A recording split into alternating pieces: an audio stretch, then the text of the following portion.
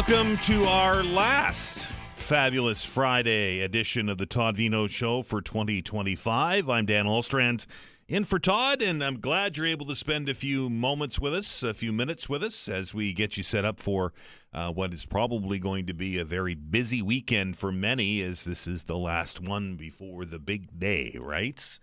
It was a ghost town on my drive in this morning. I was telling the folks here around the newsroom that I left my house 15 minutes later than I normally do. And I arrived at the radio station 3 minutes before I normally do. So you can imagine what the traffic volume was like, at least during my commute. Now, I don't know if that changes. I find on these Friday light days that as the morning gets going, the traffic tends to pick up. I don't know if people have delayed starts to their day, or if they're working from home and get their stuff done, and then they go out and try and get ahead of the weekend rush when it comes to their grocery shopping or getting everything ready or getting the kids. I did see that the kids in the neighborhood were on their way walking today with the Santa hats and stuff on. I think today's the last day of school for HRCE, so the Christmas pageants and the Christmas parties will be in full effect. My mother used to tell me quite frequently that, despite the fact that she started to decorate our house in November when it came to Christmas, my mom was Christmas crazy, as I used to call it. She said it truly wasn't Christmas until the kids were done school. And they had that party at the end. I don't think they still do that. I imagine they still do something. And then I and the rest of the family were off, and then the buzz had happened, right? With the kids getting a little bit antsy with the anticipation of Christmas morning and opening up their gifts under the tree and all of the traditions that we do here in our part of the world. So it looks like the forecast is not necessarily Christmassy, I will say.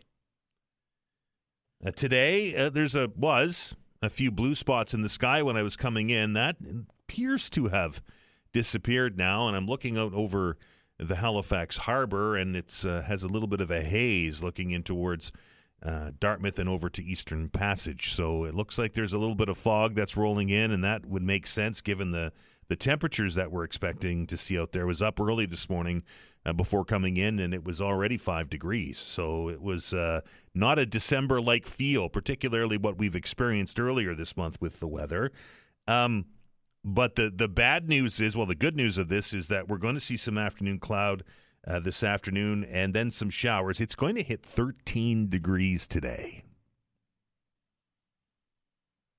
Let that one sink in for a minute.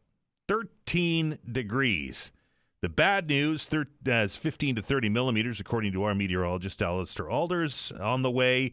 And the big story, I think, that many of you are preparing yourselves for. I know it was the topic of discussion around the water cooler in the elevator on the way up to the radio station this morning, and that was these wind gusts that we're expecting to see tonight and into tomorrow. We could see wind gusts of 100 to 110 kilometers an hour tonight. Nova Scotia Power is opening up its emergency operations center in anticipation of that.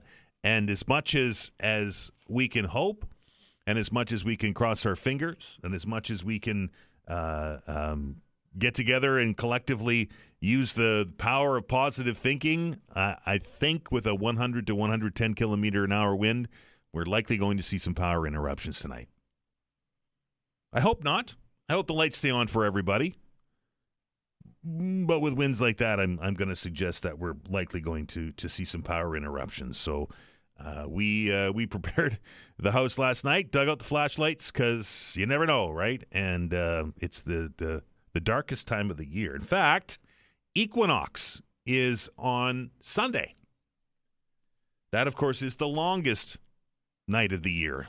The shortest day of the year, I guess, is probably the way to best describe that.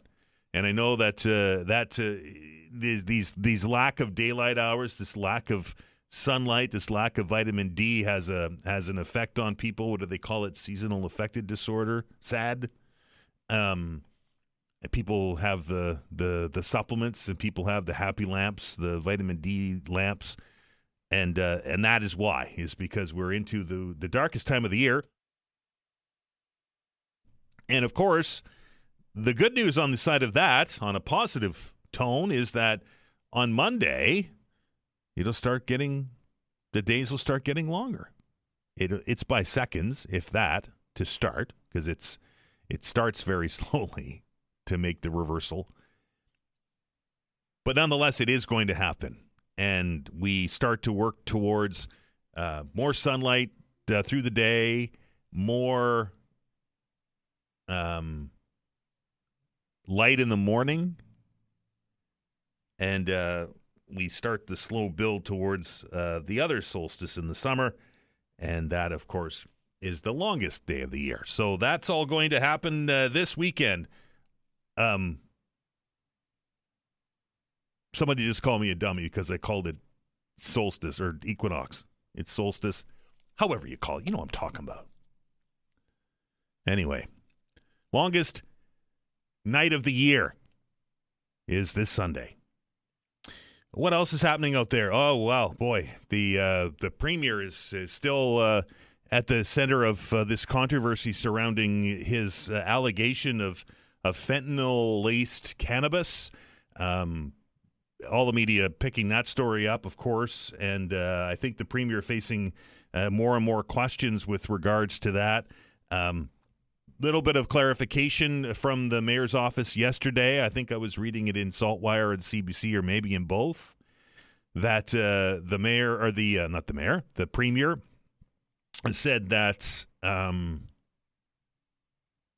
he heard it from an individual police officer, and that was the justification for that. All of the police services that have responded to questions from us and from other media sources, Halifax Regional Police and RCMP, and I see a statement from Cape Breton Regional Police, all say that they have not seen this. And yet the premier, I'm not going to suggest that he doubled down on it, but he certainly didn't clarify, other than to say that he heard it from an individual officer. Maybe he's waiting for the Christmas season to kick in so that our minds get distracted and we move off of this.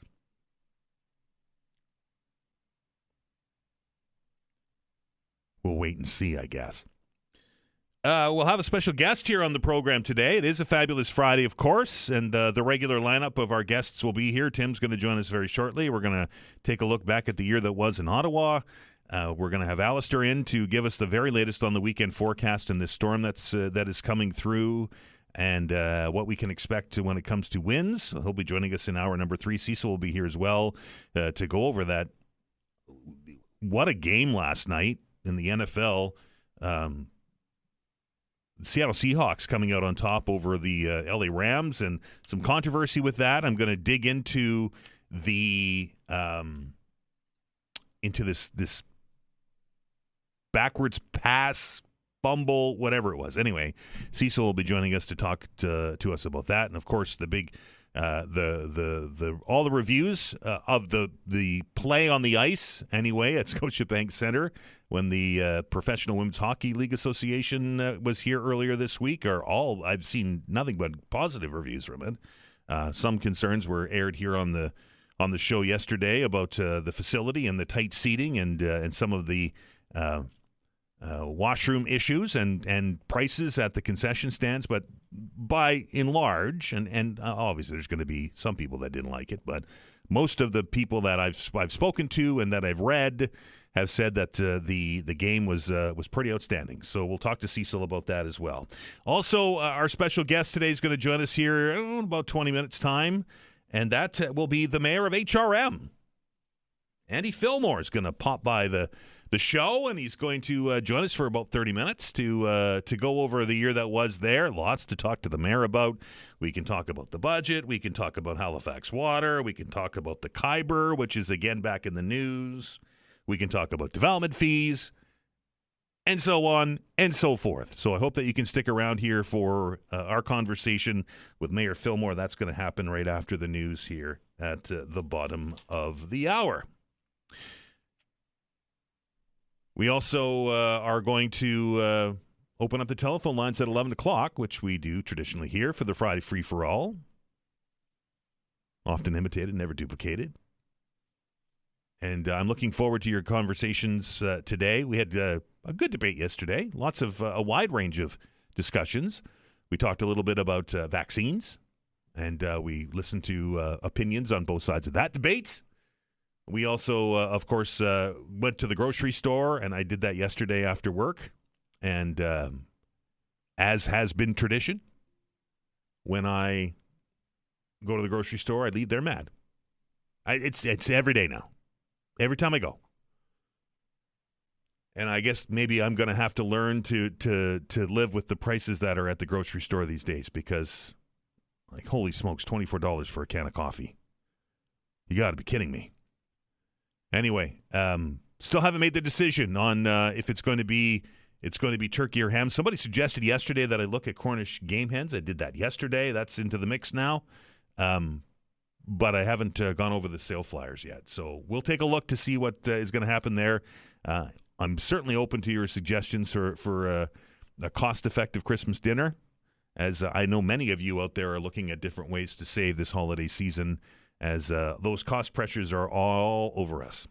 We're going to take our first break here on the program today. When we come back, it's time to connect up with our friend from Summa Strategies and Abacus Data. That's Tim Powers. We'll go over the goings-on in Ottawa this week. We'll maybe take a look at some Quebec politics and the Liberal leader stepping down there this week amid controversy. We can also focus a little bit on that Premier's meeting that happened yesterday. And not a lot of reporting on that after. I wonder why. Doug Ford certainly took the headlines on that one, but I'm interested to see what Tim has heard about what happened at that meeting with the premiers yesterday. That and more when we come back. You are listening to The Todd Veinotte Show. I'm Dan Aalders. We're back in minutes.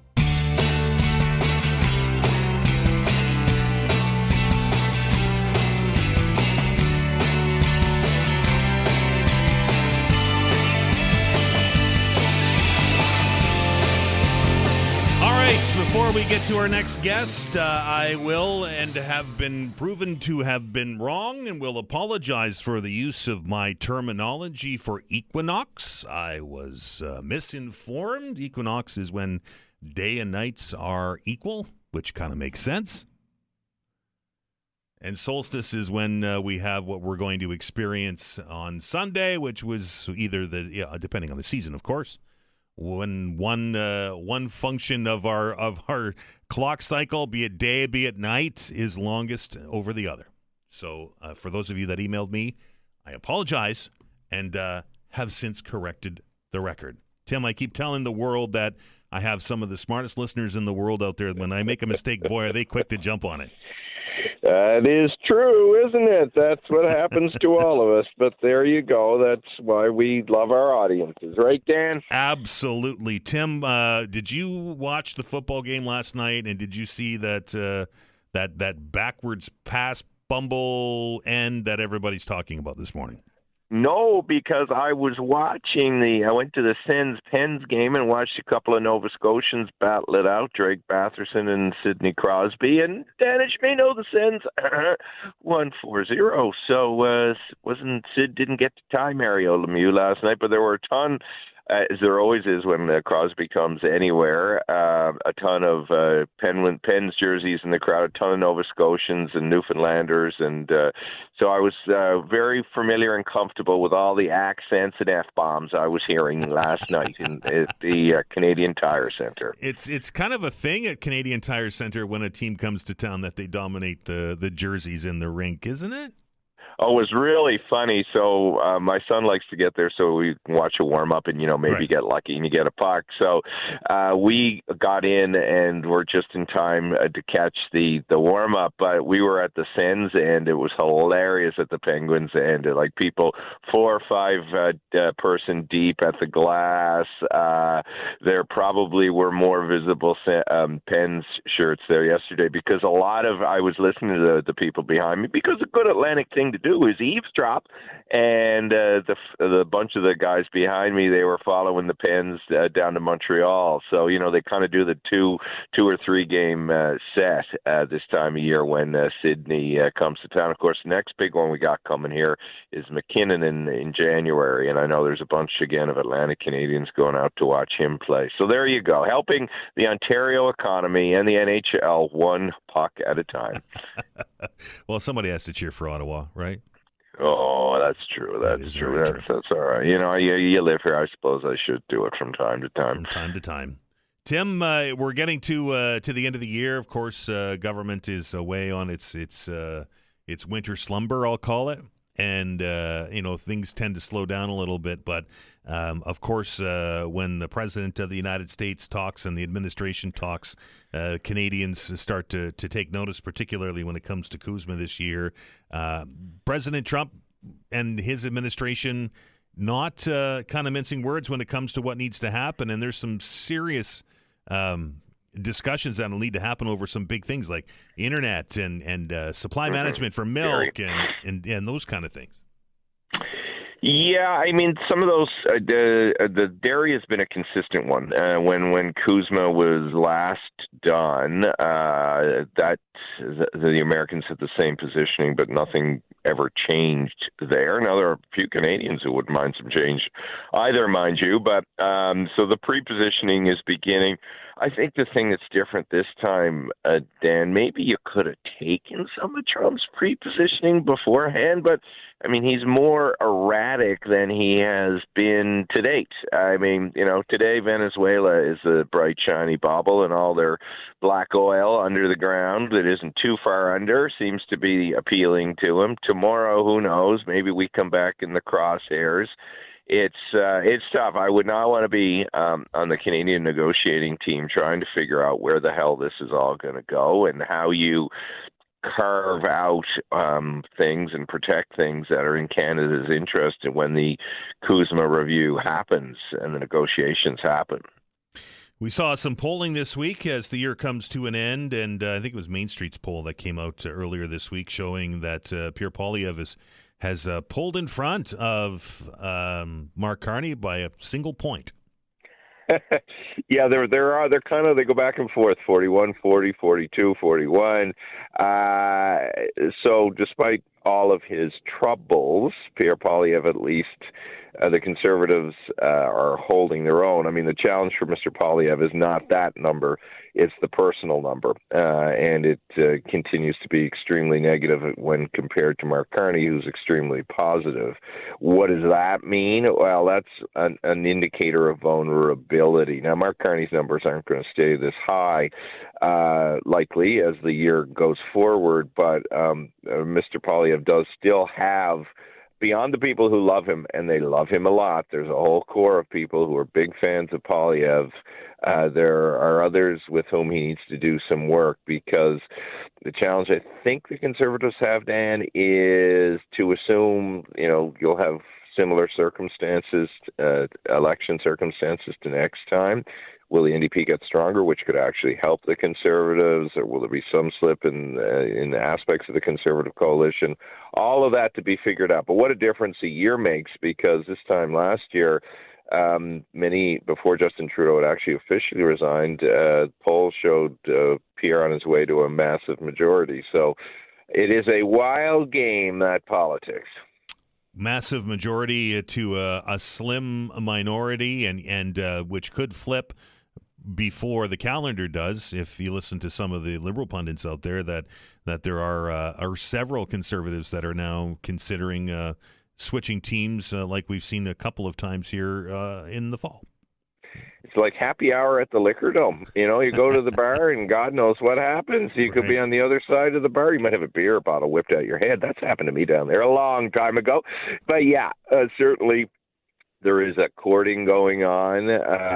I think the Liberals do have to be a little careful with being too triumphal about it. They kind of got to let those things happen. But I think they're also trying to say to people maybe who are thinking about coming over, come over. You'll be welcomed. And I said this to you last week. Let's never underestimate, never mind the politics of it all, but people's individual economic imperatives. If a majority were cobbled together, that would suggest, I mean, there's got to be by-elections and other things, but that would suggest that you're in power longer, which means you get a paycheck longer.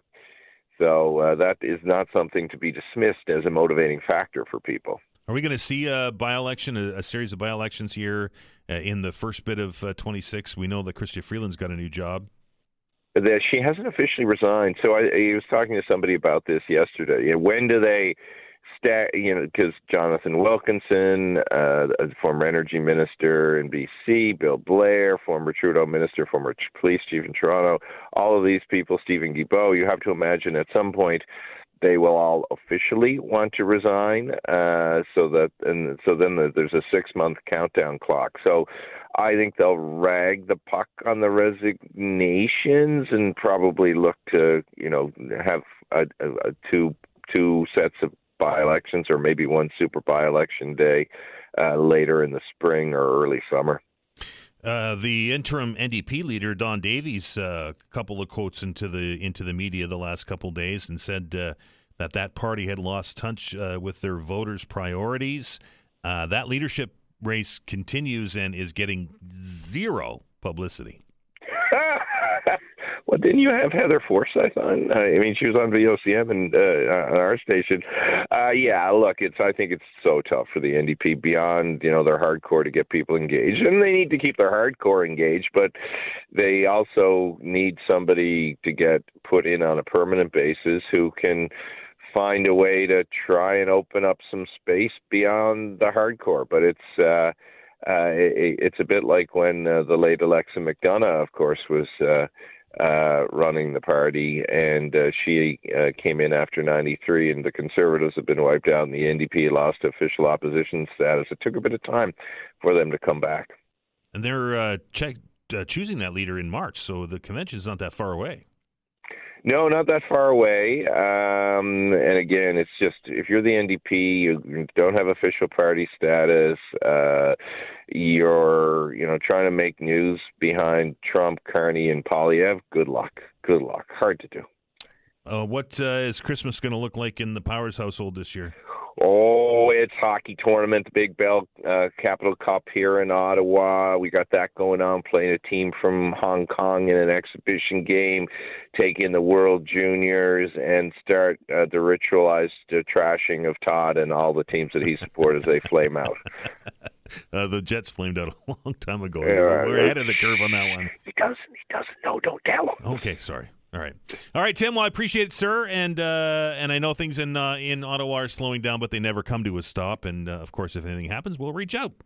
All right, you have a good Christmas, Dan, and everybody who listens. Always enjoy talking. Take care, buddy. Cheers. That is Tim Powers from Summa Strategies and Abacus Data, who joins us weekly to discuss all things federal politics, as it is that time of the year when things kind of slow down. I mentioned it off the top with the commute here in Halifax. Things starting to slow down at the nation's capital, things slowing down, at least legislatively, at Province House here in Nova Scotia. But the Premier certainly under a little bit of heat over the last couple of days. But where it's not slowing down, and to be frank, I don't think it ever does, and that's at City Hall. The Christmas season may be upon us, but municipal politicians are busy with their homework, digging into the budget documents and trying to figure out where savings can be had, if any savings can be had, and get ready to get back into those line-by-line debates when we hit the January, when the calendar flips on to 2026. We're going to stop. We're going to take a break here on the program. When we come back, a year-end conversation with the mayor of HRM. Andy Fillmore will be your guest. You're listening to the Todd Veinotte Show. I'm Dan Aalders. We're back in minutes. Well, welcome back to the fabulous Friday edition of the Todd Veinotte Show. I'm Dan Aalders. Glad you were able to spend a few minutes with us today. It seems it's been a minute or two since we've had our last conversation here on the air with the mayor of HRM, and in that minute, there's been a lot of stuff that is unfolded, and I would imagine that the mayor's daytimer, do we even use daytimers anymore, is a busy place. So we're very happy that he was able to clear off a half an hour for us and for our listeners, and to join us here in the studio. I guess first and foremost, Mayor Fillmore, Merry Christmas and the best of the season to you, sir. Thanks, Dan, and Merry Christmas to you and the crew here at 95.7, and it's nice to be able to fit this in before the end of the year. Thank you for having me. It's a busy time, right? I was saying before the break that the feds, which you're very familiar with, they have their Christmas parties, and then things kind of slow down there, and at Province House, much the same. We only had an 8-day session. I'll keep saying that. And then they get to go out and do their constituency work, which is still work, but it's not as intensive. But you guys at City Hall, you guys are going hard right till the end of the year. We are indeed. So we'll go on to a few days of light duty next week just to spend some time with family and take a breath. But yeah, we keep going. That's for sure. This past week, Mayor, obviously the big story that happened municipally was that decision from the Nova Scotia Energy Board with regards to the Halifax water rates, essentially telling Halifax Water that to go and do their homework again. We're going to see an increase, but we don't know how much. We still don't know how much. We probably won't know until sometime next week. But the area that I'm interested in your thoughts on was the regulator suggesting that the utility take a look at coming to the city to help with some of its debt relief and to get some money from HRM, and you were very quick out of the gates with your opposition to that. I guess the first question is we understand the situation, the budget situation in HRM. This could add a pretty significant line item, couldn't it? It could indeed. So, you're paying attention, Dan. You know that after our pre-budget meetings earlier in December, we came out of that with what's looking at this moment as a 10.9% increase on the average tax bill. A month before that, we were at 10.5. So those pre-budget discussions, unfortunately, took us in the wrong direction. Right. I was hoping to work with my colleagues to bring that number down.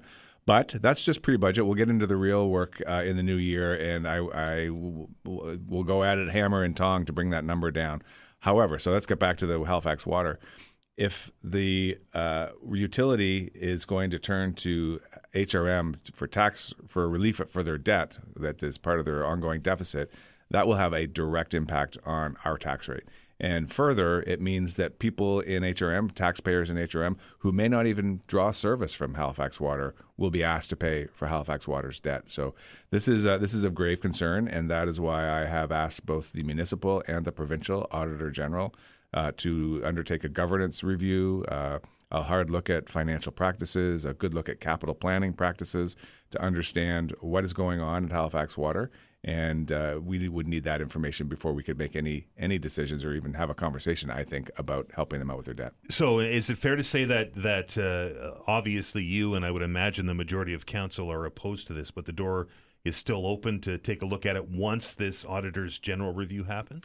I think there is a solution out there. I don't believe that it is asking Halifax taxpayers to pay for the debt in that way.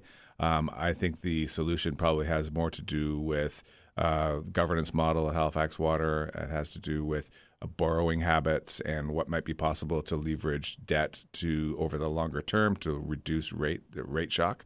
That's really what I've been saying for months, that this proposed increase of 36% is rate shock, and it was cold comfort last week when the Rate and Utility Board agreed with that. But there is a solution out there. We just have to find it. I don't think it's adding to the tax rate. How much? We know that the Halifax Water, unlike the other utilities that we're familiar with here in HRM, is a public entity. How much control, if any, does HRM and council have over Halifax Water? Yeah, very little. It's an interesting and complex arrangement. So Halifax Water is a wholly owned subsidiary of HRM. So HRM is the only shareholder that Halifax Water has.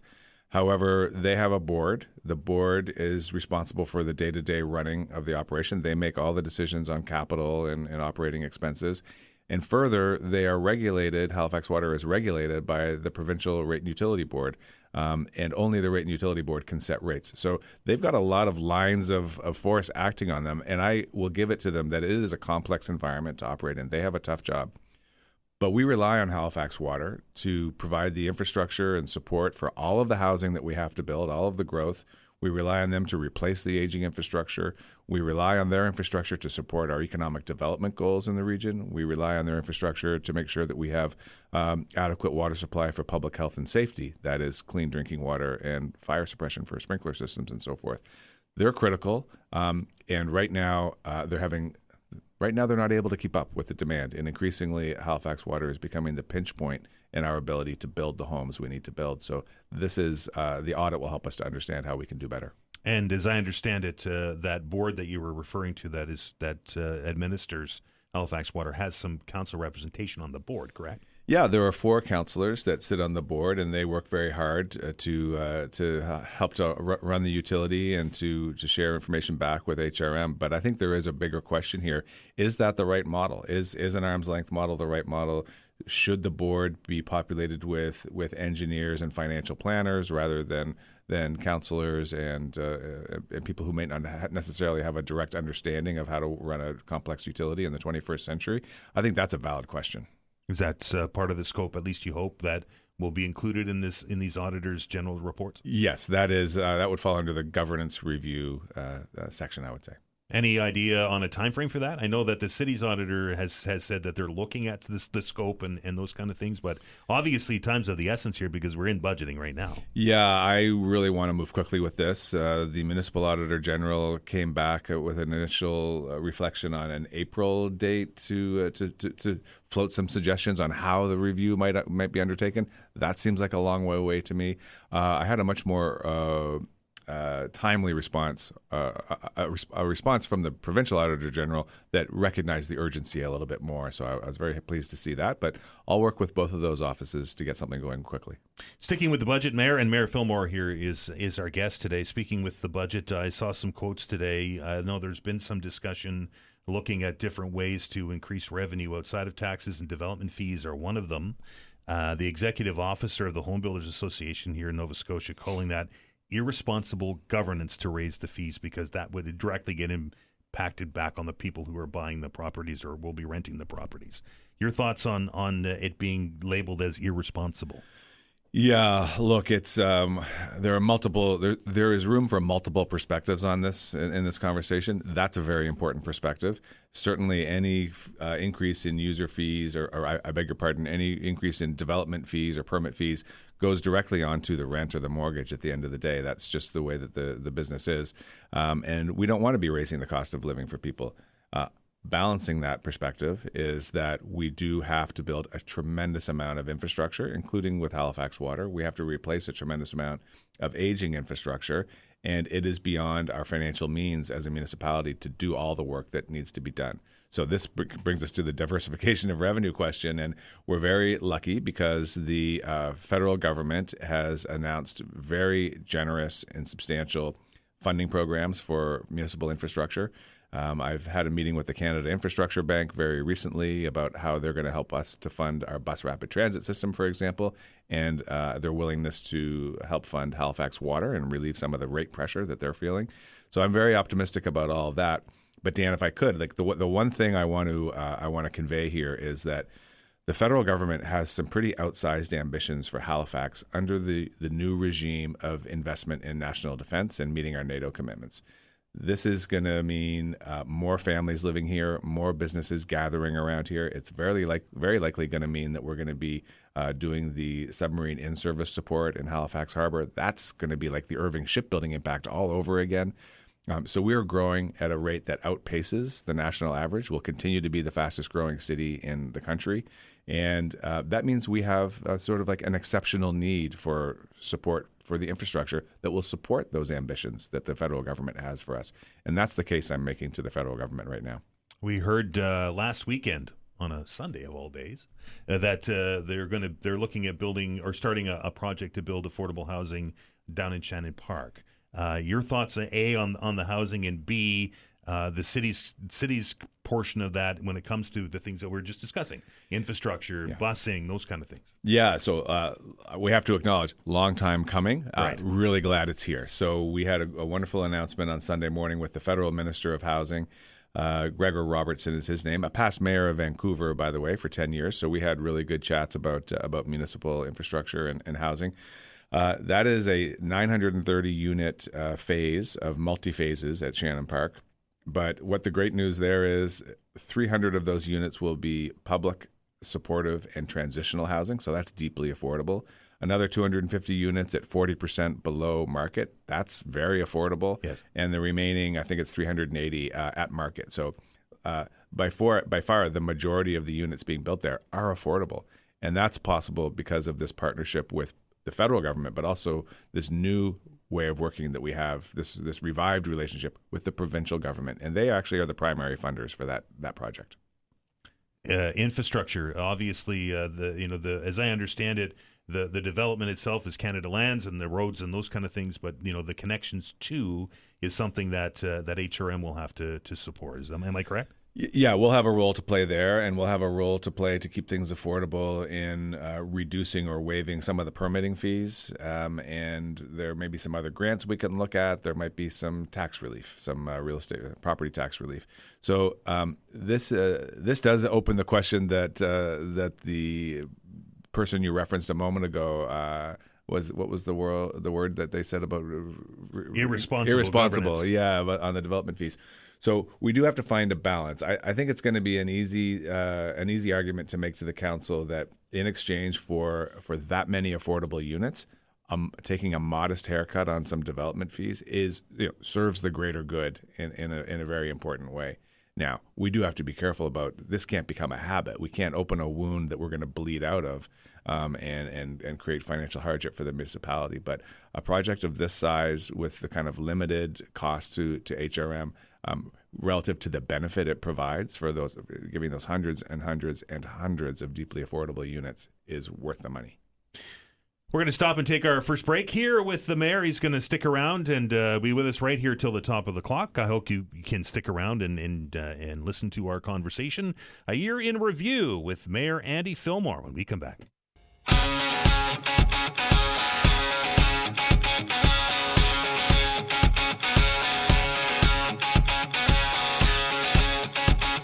All right, we're back with Mayor Andy Fillmore, who's in the studio with us today, and we're taking a look back at the year that was, but it appears that most of the things are still going to be in the year that is to come, because the budget obviously is one of the big discussion points that I know that the mayor and members of council are wrestling with right now. And as you said earlier, Mayor Fillmore, we were originally looking at a 10.5 points increase. Now we're looking at 10.9 as the budget's going the wrong way, as I think you said.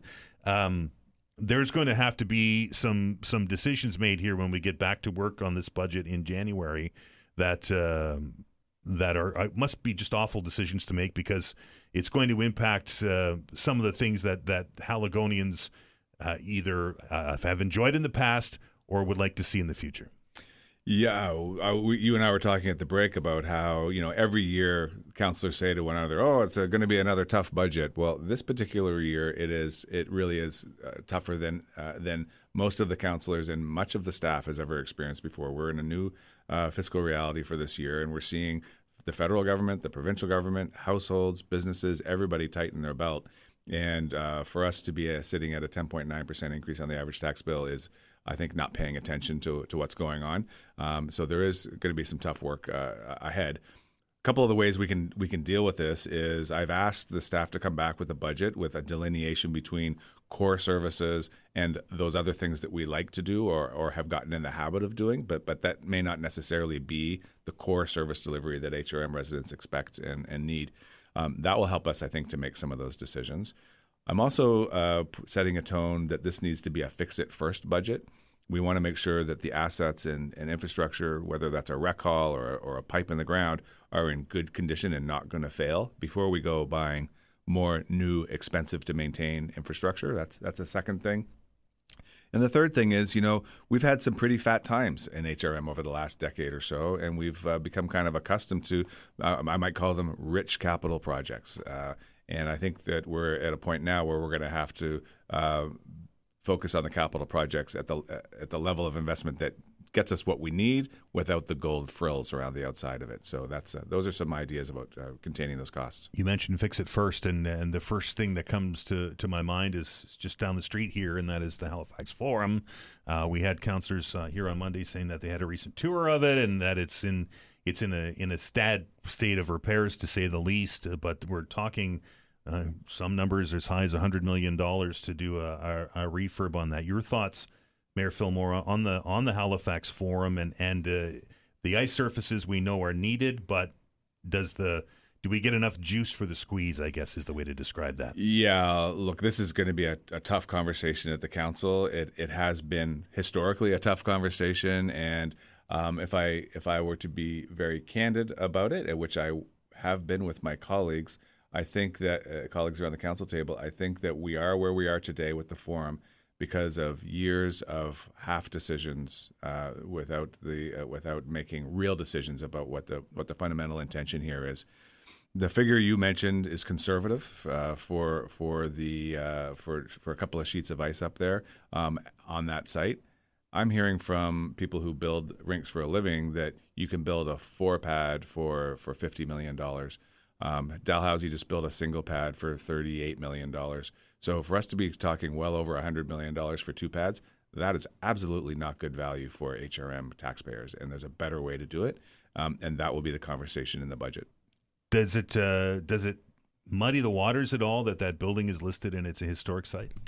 It does have a heritage designation. That is driving the cost substantially. Right. The level of intervention to maintain it as a heritage artifact it is extraordinary. It's absolutely extraordinary, and it doesn't appear to me to be the right way to expend that value.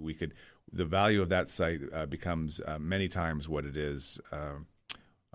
The value increases without the forum on it many times to what it is with the heritage asset on it. And we can then leverage the value of that land to build more than just 2 pads, 2 or 3 or 4 pads elsewhere for much less cost and deliver better value to the taxpayer.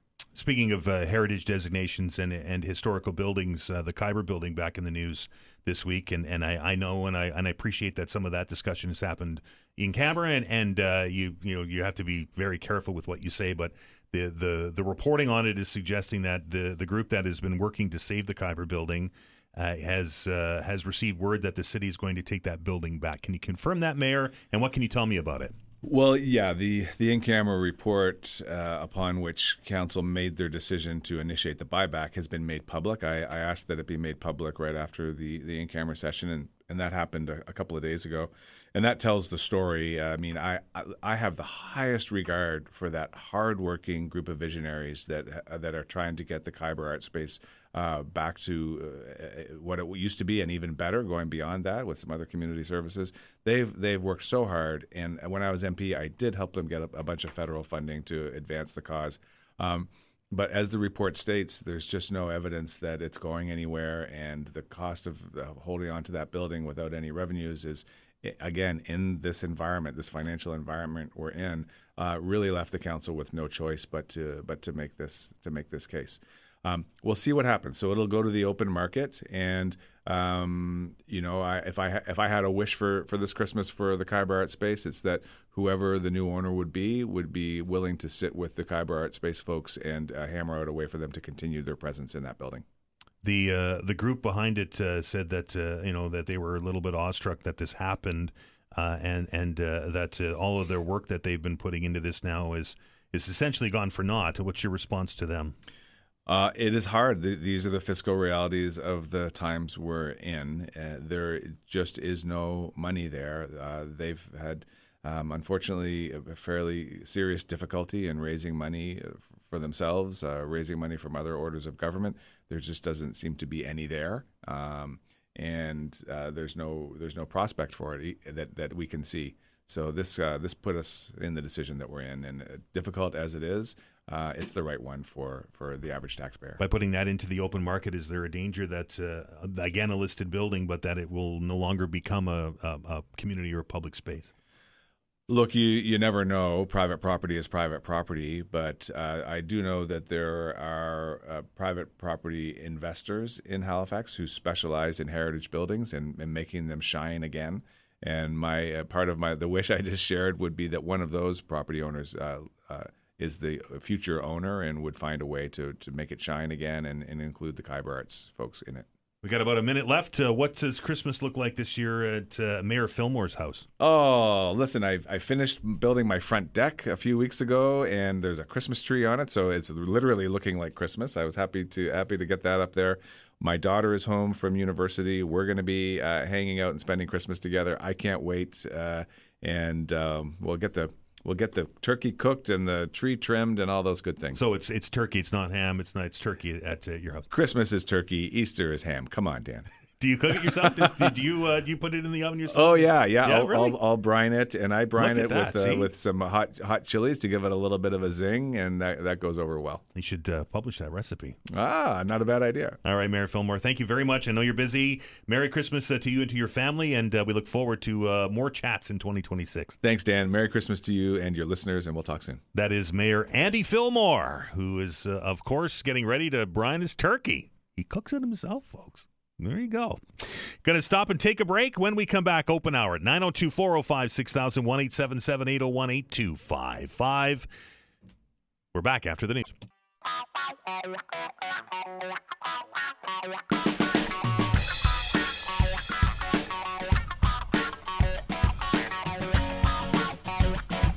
Welcome back. This is the Friday Free-for-All, our last Friday Free-for-All of 2025.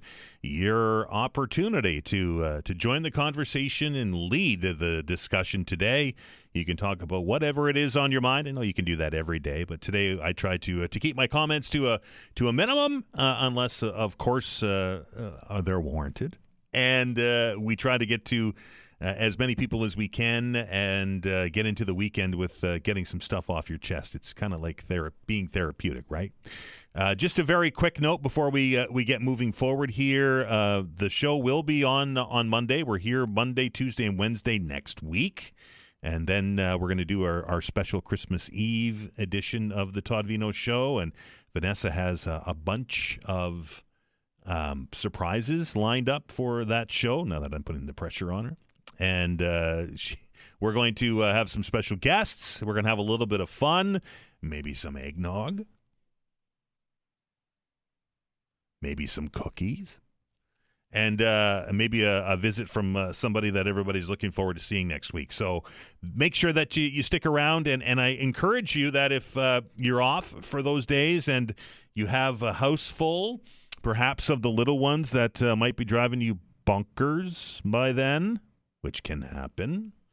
We're going to, as part of the Christmas Eve edition of the Todd Veinotte Show, we're going to connect up to the jolly old elf himself. We're going to do that as in the second hour, I think. Is it, Vanessa, that when our window is for the jolly old elf? It's 11 o'clock. Is that when we're doing that? Yes. So if somebody wants to get a last-minute request into Santa, and of course they're trying to make their case for getting on one list and off of another, that I'll be doing, that's an opportunity to do that. And I'm looking forward to hearing from your kids and from your grandkids, and even you, because, let's not forget that Christmas isn't just for the kids, right? 902-405-6000, 1-877-801-8255. A half-hour-long conversation with Mayor Andy Fillmore just before we took the break there at the top of the hour. Lots of discussion, and most of it centering around money. And, of course, the big number that I picked out of that conversation was that we're no longer looking at a 10.5% increase in our taxes. Mayor Fillmore said a couple of times here on the show that we're looking now at a 10.9% increase in our taxes. So after pre-budget consultations and so on and so forth, and I will put a caveat on it and say that the budget discussions are certainly still in their early days and that they still need to go through the line items, and there still will be a savings found here. That's my guess. But the number's going the wrong way thus far. we've gone from 10.5% to 10.9%. And I shouldn't laugh, because that 0.4% it could be lots of extra dollars on your tax bill for you as you pay that. So I'm curious to your thoughts. We talked about some of the decisions that need to be made, and to be quite honest, it was quite refreshing to hear some of the mayor's comments on some of those big infrastructure projects that we've been talking about here on the show for a long time. And one of them was, in fact, the Forum. And I have to tell you, when I started talking about the Forum and people wanting to preserve the Forum, not because of the bricks and mortar, but because of the concerts or the games or the events that they've been to there, it's more of a nostalgia thing rather than preserving a piece of architecture. I took some heat for that. But I think the mayor was in a bit of an agreement with me with that, saying that, like there's $100 million plus in renovations to save that building and as a historic or designated building. And the numbers the mayor floated was suggesting that for about half of that, probably a little more, but half of that we can build a brand new 4 ice center somewhere and double the ice surfaces that are available. I'm interested in your thoughts on the Halifax Forum. 902-405-6000, 1-877-801-8255. To the phones, and we welcome Tim to the show. Tim, how are you? Morning, how are you? Good. What's on your mind today? Well, listen, just going back to the tail end of your conversation with the mayor, it goes without saying there's one taxpayer, 3 levels of government, and there's only so much money, and it's amazing how many people I talk to now that will openly tell you that they are struggling.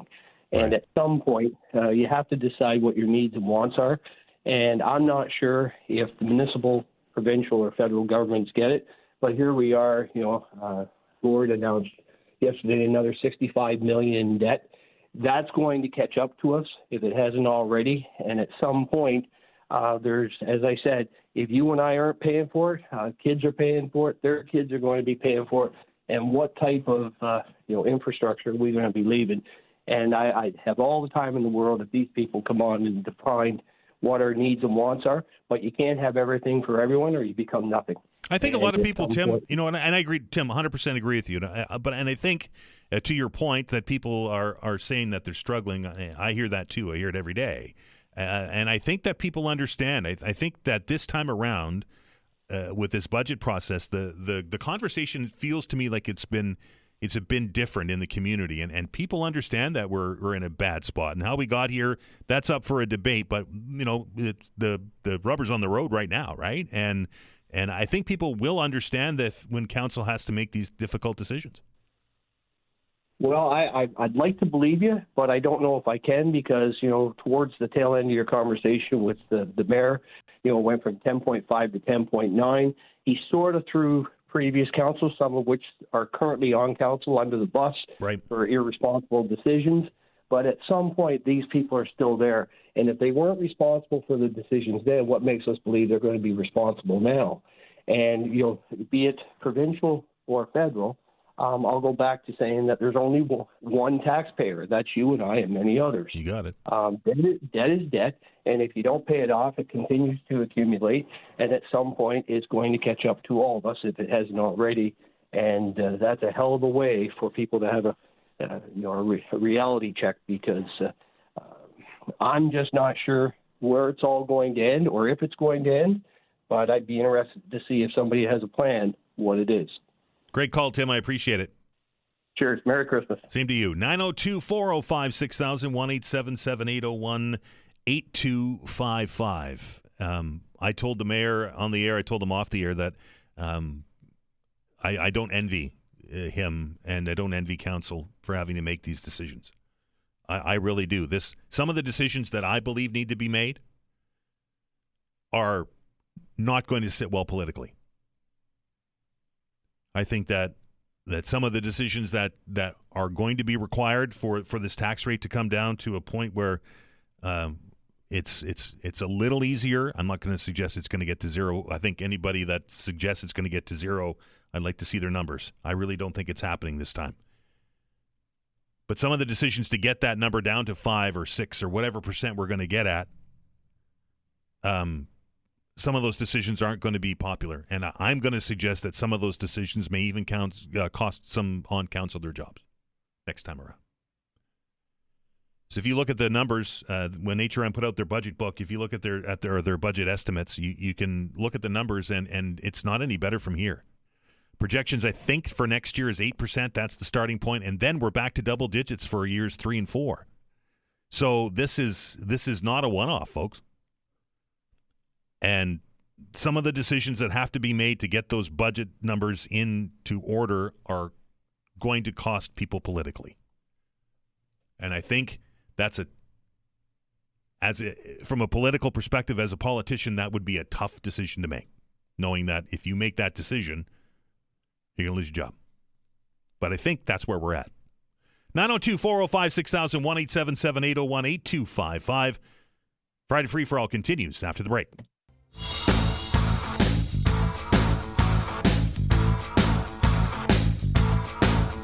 Welcome back to the Friday Free for All. Lines are open. Several lines there available if you want to get on. 902-405-6000 or 1-877-801-8255.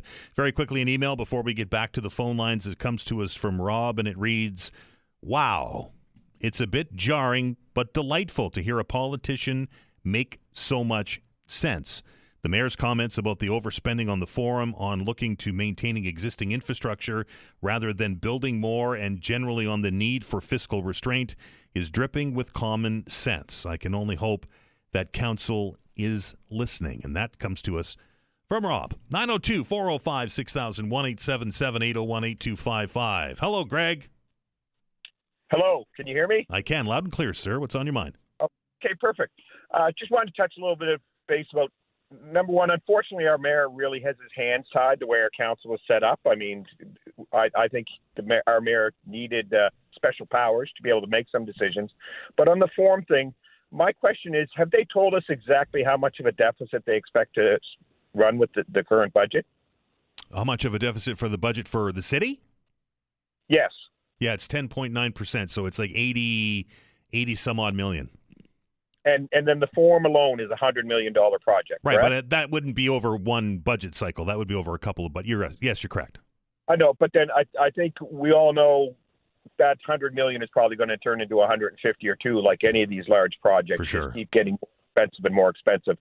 So my question is, why would they not? I mean, I think Andy Fillmore is maybe thinking, why don't we sell half the land to a developer, tear down the old forum, and that money from the developer we use to build the four-pad, like he said.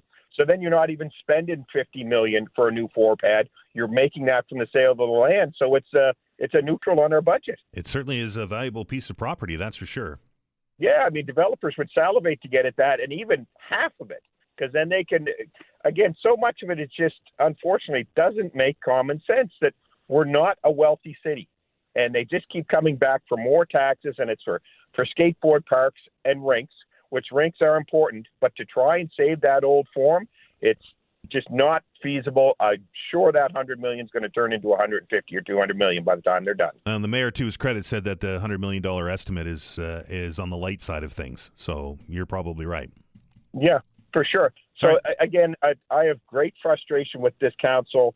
Whether it's, of course, I know how many times people call in about bike lanes and everything else, but it's just like they're not listening and they think they've got a blank check for stuff. It's frustrating. Thanks, Greg. I appreciate it. Thanks. Take care. 902-405-6000, 1-877-801-8255.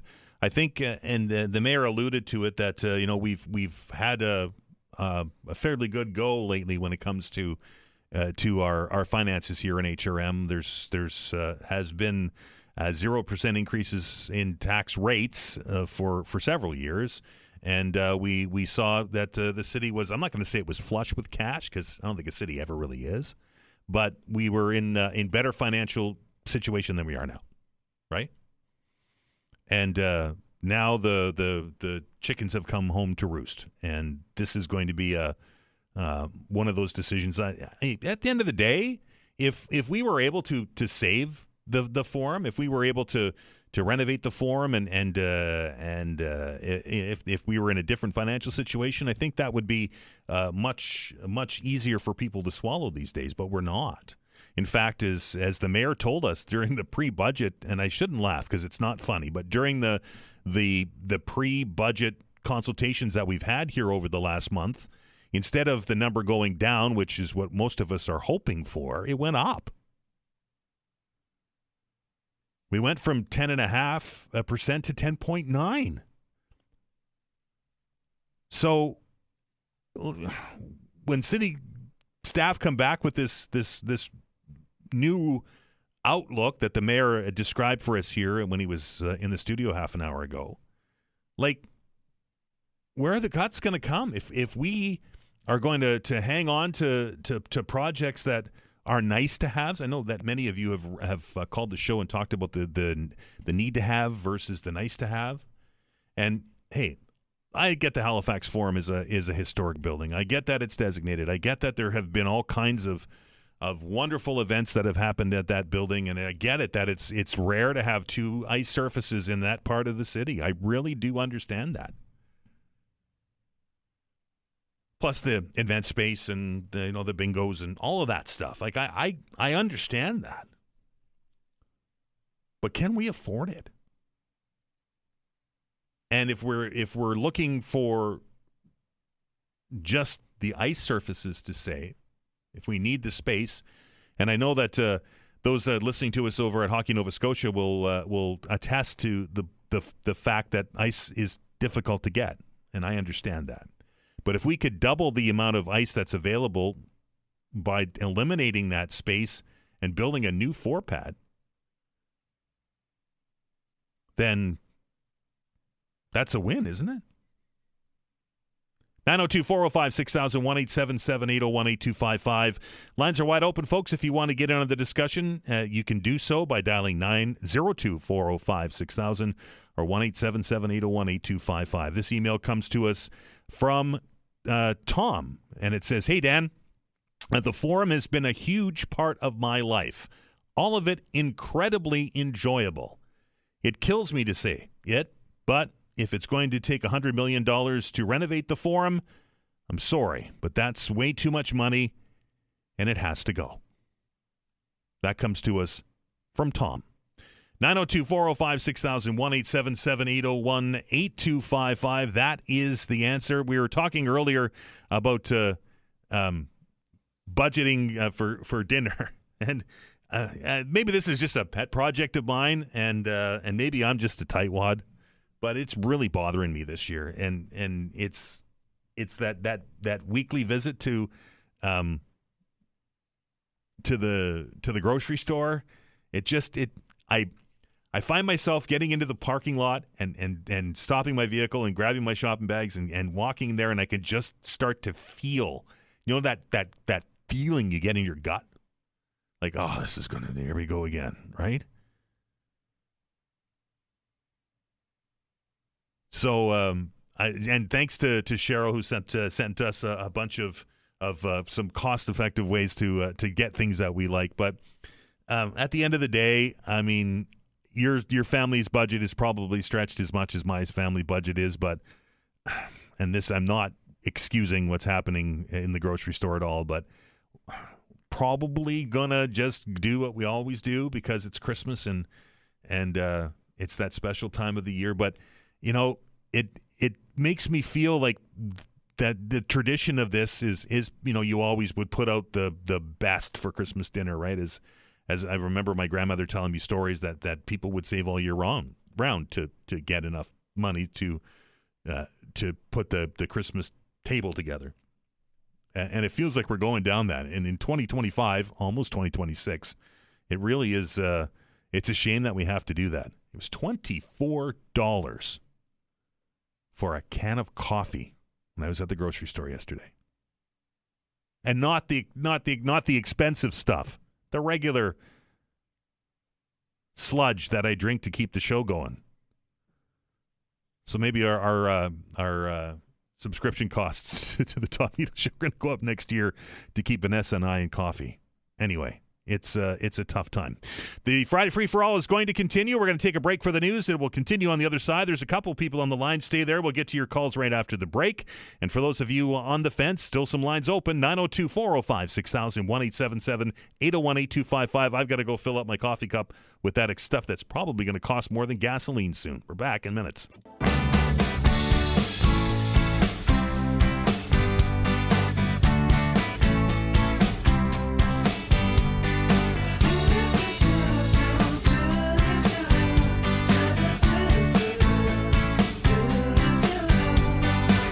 All right, welcome back.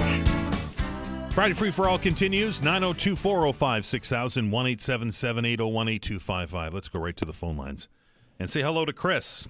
Chris, how are you? I'm good, Dan, as usual. How are you? You're good, I suppose. I am well. What's on your mind? That's good. Yeah, I heard you talking about your Christmas dinner and stuff like that.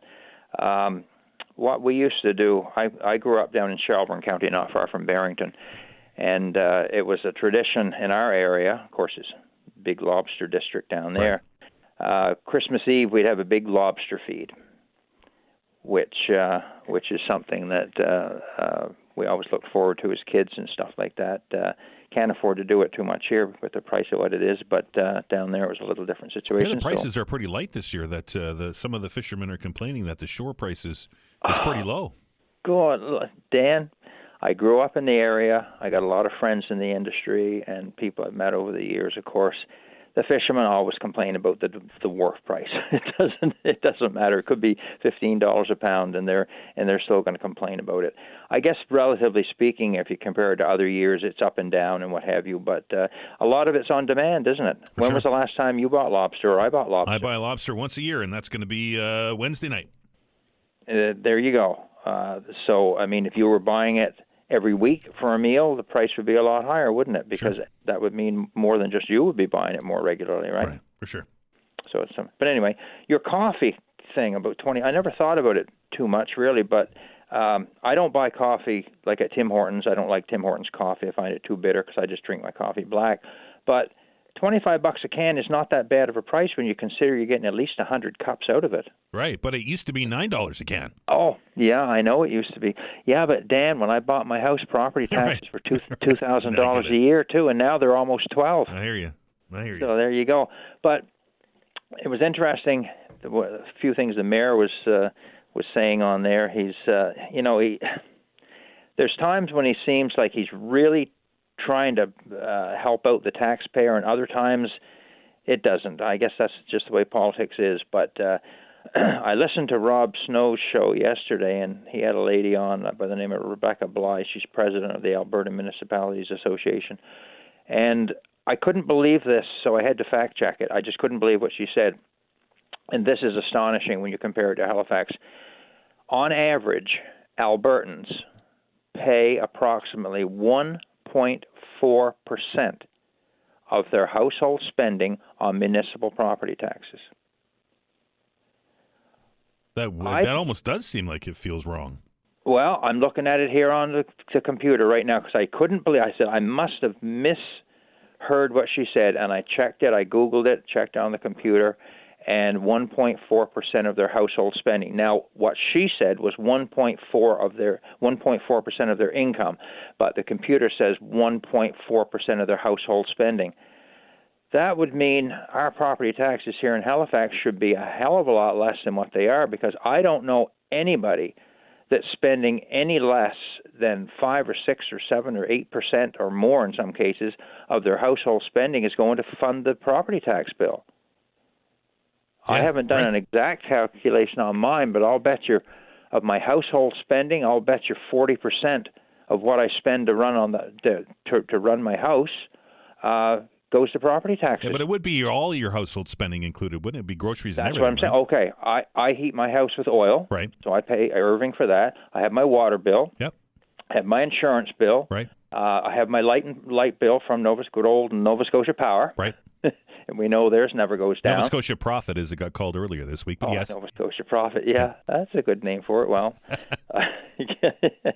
anyway, so you got your insurance, your lights, your heat, and that sort of thing, your water. Am I forgetting anything? I mean, you can't really factor in average maintenance because some years you might spend $10,000. But is household spend the cost to run the house, or is it household spend all of the stuff that you spend on that, and would include cars and gas and groceries? Cars and gas and stuff, they would consider that too, because the computer is saying household spending. What she said was income. So let's just go with the household spending thing. Sure. I don't spend anything on a mortgage. I paid my mortgage off a few years ago, so I don't have a mortgage to pay anymore.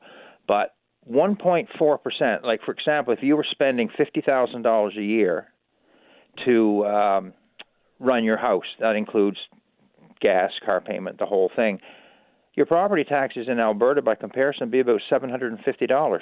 Yeah.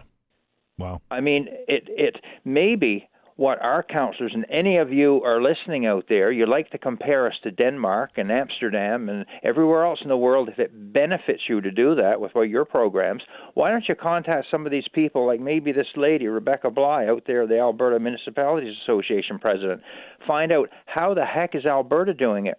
Now, maybe they have something to do with all the oil reserves where some royalties go in that they do that, but I know she was complaining about the funding per head from other levels of government was not trickling down the way it has been in the past to the municipalities. So I don't think it's being offset by that. But what I suggest, guys, if you're listening, why don't you contact someone out in Alberta and check and see how they're doing it, because that's an extremely low percentage of household spending to spend on your property taxes, Dan. I thought it was quite interesting. I normally don't fact check a lot of stuff when I hear it on Rob Snow show or your show or CBC or whatever. But I had to on this case because I was going to talk about it, and I don't like to talk if I'm wrong. I do the best I can to be correct on what I'm reporting as such. All right. But anyway, Dan, thanks very much for the time, and you have a very Merry Christmas, you and Vanessa and everyone else out there. Thank you, Chris. 902-405-6000, 1-877-801-8255. Hello, Nicole. Hello, Dan. How are you? I haven't heard your voice for some time. I thought you were mad at me or something. Never. Just trying to tune out all the craziness, because it's a little much sometimes when you're knee deep in it, as you know. It can get a little heavy. You need to take a little break. I can understand that completely. What's on your mind today?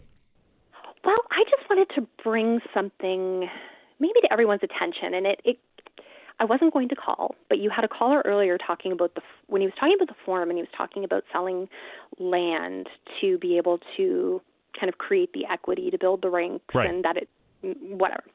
And we're talking about the money that the HRM is spending. It had me thinking about the lawsuits that they're paying out.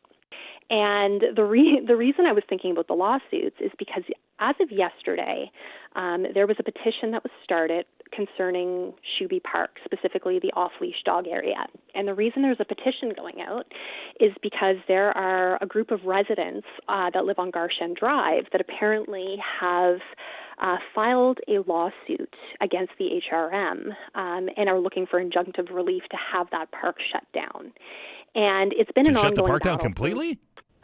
Shut down the off-leash section. Okay, fair. And so there's an off-leash dog beach, there's the off-leash walking section, and it was like part of a strategy, citywide strategy for many, many years, and then I think it was 2018, they put in the administrative order to make it more permanent. And this is going to be a really polarizing topic, I think, for a lot of people, because I think a lot of people feel displaced by it. So anyone who has a dog who really enjoys that spot is going to be really upset. It's very popular. Potentially, it's a beautiful, beautiful spot.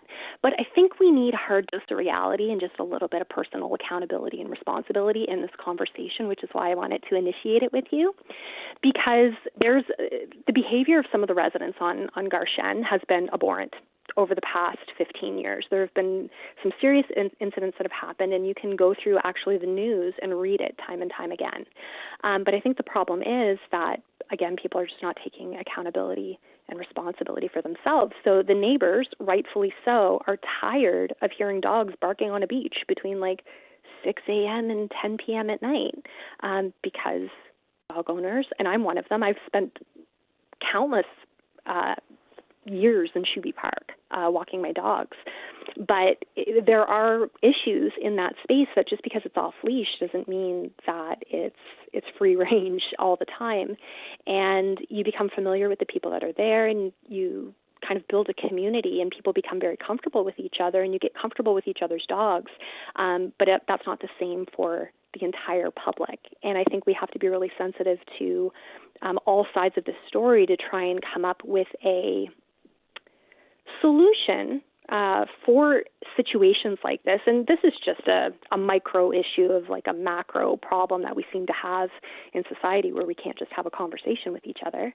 But the problem with Shuby Park is that once the administrative order came in, if they want to put an injunction there and they want to take away the OLA, I'm really curious to know what that looks like going forward, because according to the OLA administrative order that was issued in 2018, they were looking at the financial costs of what it means to either keep Shuby Park as that OLA or start building the fenced off-leash dog parks, because it is becoming in higher density areas. If you go to Montreal, there's dog parks everywhere. If you go to Toronto, any area where there's density, especially multi-units, you need a place to be able to exercise your pets. And in 2018, for their feasibility study, the cost at that time was minimum $40,000 per acre, and that was just for fencing. And that's 2018 pricing. And that's just to build it. That's not to maintain it. So the reason that Shuby Park is there is also for feasibility.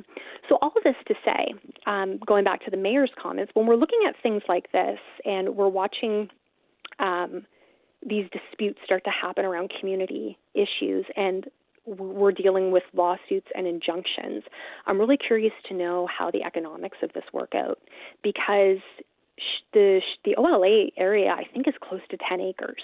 So we're looking at maybe in 2026 and beyond pricing closer to maybe $100,000 to replace by the acre. So that's well over $1 million, plus the upkeep costs. What does that start to look like? Is doing that more expensive than a lawsuit? What are these ongoing lawsuits? When are people actually going to step up and take responsibility for themselves and stop blaming the neighbors on Garshen for complaining, or the other pet owners who are not taking responsibility for their animals, but yet everybody is waiting for someone else to solve the problem instead of just kind of nipping it in the bud when they're there? But it's going to be an interesting process to see how this rolls out, because it actually started back in May. There was a phone call made to a constituent back in May from a councillor that alluded to the fact that this lawsuit was coming. And then I think that councillor got hit with an onslaught of emails because I imagine so. By June 12th, in a private closed Facebook group, that councillor, who initially alluded to the fact that the park could be closing, said there is a rumor swirling around the community that there's a motion along with a petition to move or close the Shuby Park off-leash park. There is no motion to move or close the park. I know there's a resident that lives nearby the dog park that's been trying to close the off-leash park for years. This sounds like his typical propaganda. So now I have questions. Yeah. Because why would you be saying that? When the conversations were happening privately, the communication from the community hit your inbox really quickly when they found out. And then it became propaganda. And now, 6 months later, there's an actual legitimate lawsuit, which I think was there the whole time. So I also have questions from council, because it looks like they were crunching numbers in the back end, maybe potentially looking to see how much this is going to cost. And we're in budget season right now. So I want to know how the lawsuits factor into the budget, as well as like a greater picture. Nicole? But anyway, I'm on a bit of a ramble. But if anyone is interested in Shuby Park, there is a petition on change.org right now. There's about 2,300 signatures on it. And people can just kind of pay attention to that and keep an eye on what's going to happen in that part of the HRM. Thanks for raising that, Nicole. And I'm sure that, like myself, are learning about this for the first time. I appreciate it. Have a great weekend. You too, Dan. Thank you. And maybe Councillor Mancini, who I do believe is responsible for Shuby Park in his jurisdiction, is out there and can fill in some of those holes for us here. 902-405-6000, 1-877-801-8255. We are back after the break. All right, welcome back. Number of people online, so we're going to try to get to as many calls as we can before we run out of time at the top of the hour. Again, that number is 902-405-6000, 1-877-801-8255, and we say hello to Mike. Mike, how are you? Dan, how are you, my friend? I'm good. What's on your mind, sir? I'm calling from Manitoba, and we got another snow day here again today, and the temperature's minus 23 with a wind chill factor minus 38. Yikes! Yikes. Yeah, yikes, Dad. Compared to you guys out there. Yeah, we're 13 degrees today. Excuse me, I'm a regular listener to your show online, and quickly, I want to wish everybody Merry Christmas out there and out here, and our price of gas here in Manitoba is $15.9, $1.16 a liter for fuel. Wow. But Vanessa, excuse me, I didn't interrupt you, Dan, but, I called a couple times, and Vanessa does a very, very, very good job. And like I said, again, hope I'm not speaking too fast for you. I've been listening to you guys' show a long time back in the old Rick holidays, so I just want to call and wish everybody Merry Christmas, you and your crew there, Dan. Appreciate it, Mike. Thank you, and same to you, sir. Okay, Dan, thank you.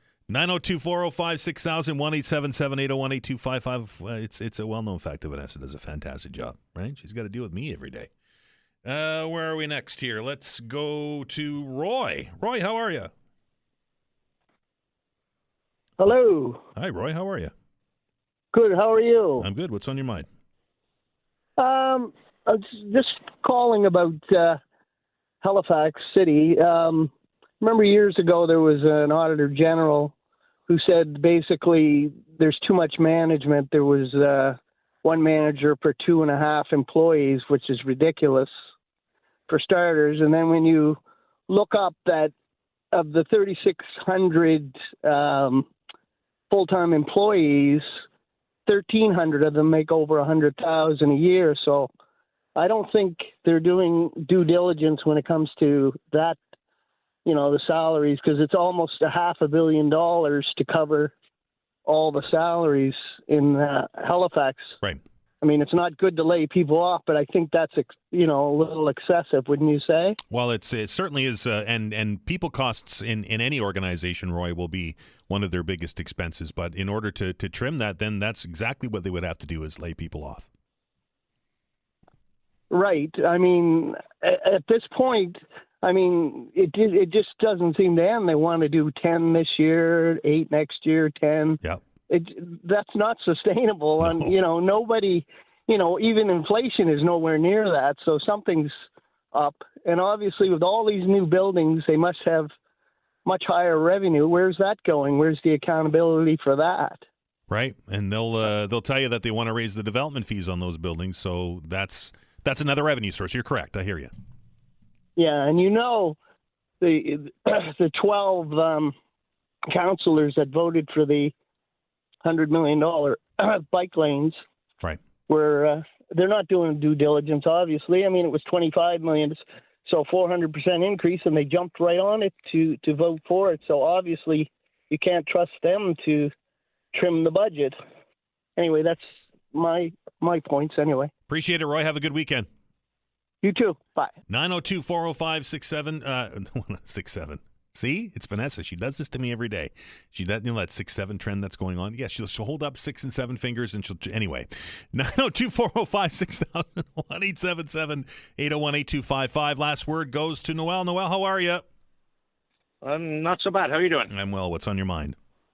Right. With regard to the forum, I can remember some years ago, D&D put a proposal through to council to build a 4-pad, and from memory, I think the cost was in the region of 33 to 35 million, with one of the pads being dedicated to D&D. Right. The sale of the forum would have covered the cost, more than covered the cost. Like nostalgia at the forum, the plaques, whatever else could have been transferred over to that new building, and it was a very, very poor decision on council to knock that in the head. And to be quite honest with you, listening to the numbers now, they should all be fired, whoever voted against that proposal from D&D.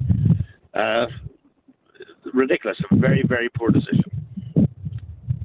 I can't argue with you. It would make a lot of sense in today's world. I don't know what the environment was like when that proposal was made, but in today's world, it certainly would make sense, right?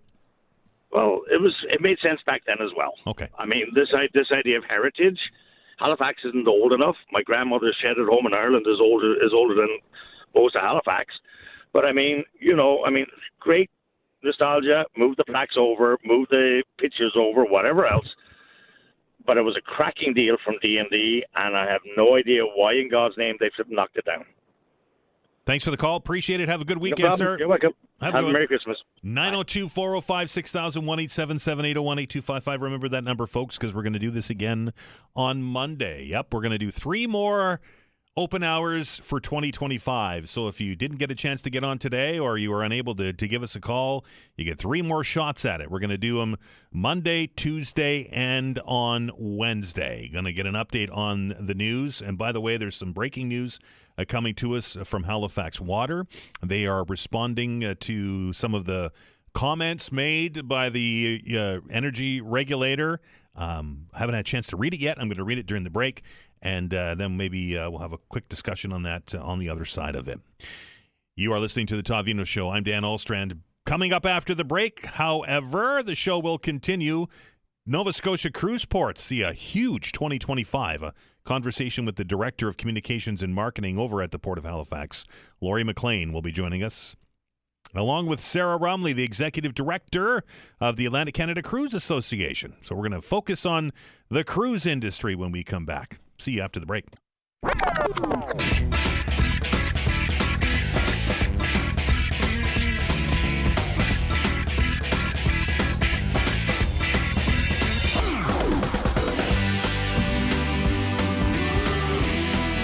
Welcome back. Hour 3 of the Friday edition of the Todd Veinotte Show now underway. I'm glad you're able to spend a few minutes with us as we roll you towards your work week. And as I boldly predicted at the beginning of the program today, after suggesting that my commute was about as light as my commute could ever be and that the roads were very open to traffic. I'm looking out the window right now at Roby Street, and it is bumper to bumper. So people either worked a half day and are on their way home, or people that are already on vacation slept in this morning and then woke up at 10 o'clock so that they could listen to the Todd Veinotte Show. And now they're using the third hour as part of their day-to-day to listen to us and to get out there and get that last-minute Christmas shopping done, or maybe the grocery shopping done, or whatever it is that people do when they're on days off.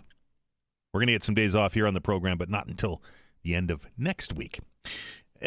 You didn't have to go very far this year to hear anecdotal information from people that are involved in the tourism industry, that are involved in some of the hospitality that we offer to guests here in Nova Scotia, both at the port in Sydney and, of course, the port here in Halifax.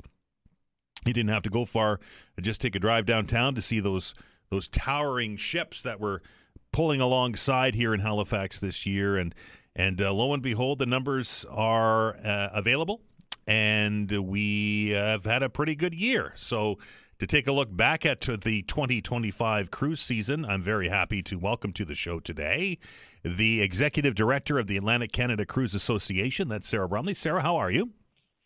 Good. Thank you for having us on the show today. And also on the phone with me today, Director of Communications and Marketing at the Port of Halifax, and that is Laurie MacLean. Laurie, hello. How are you? Hello, how are you? I am well. So I guess that's the starting point here, and I'll start with you, Laurie, with the numbers here in Halifax. We saw a large amount of tourism traffic this year come into the port through a cruise ship. Yeah, we sure did. There's cruise makes a significant contribution to tourism in Nova Scotia, and it's not just in the Halifax area. Certainly lots of cruise guests spend time here with us in the city itself, but they also go farther afield, and they visit places like the Bay of Fundy and the Annapolis Valley and the South Shore. So cruise is really a regional and even a provincial tourism contributor. Sarah, how important is the cruise industry, I guess, to our part of the world?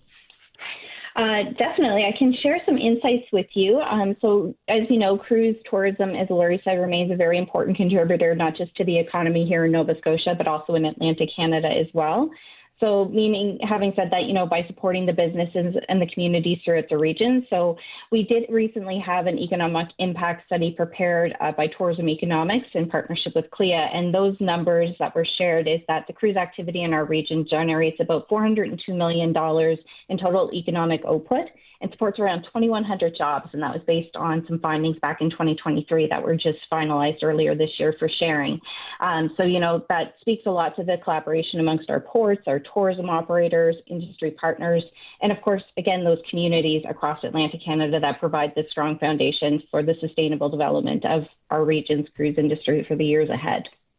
What kind of numbers? I know that Sydney had significant numbers, and Halifax had significant numbers, and those number of visits obviously translates into hundreds of thousands of passengers, Laurie.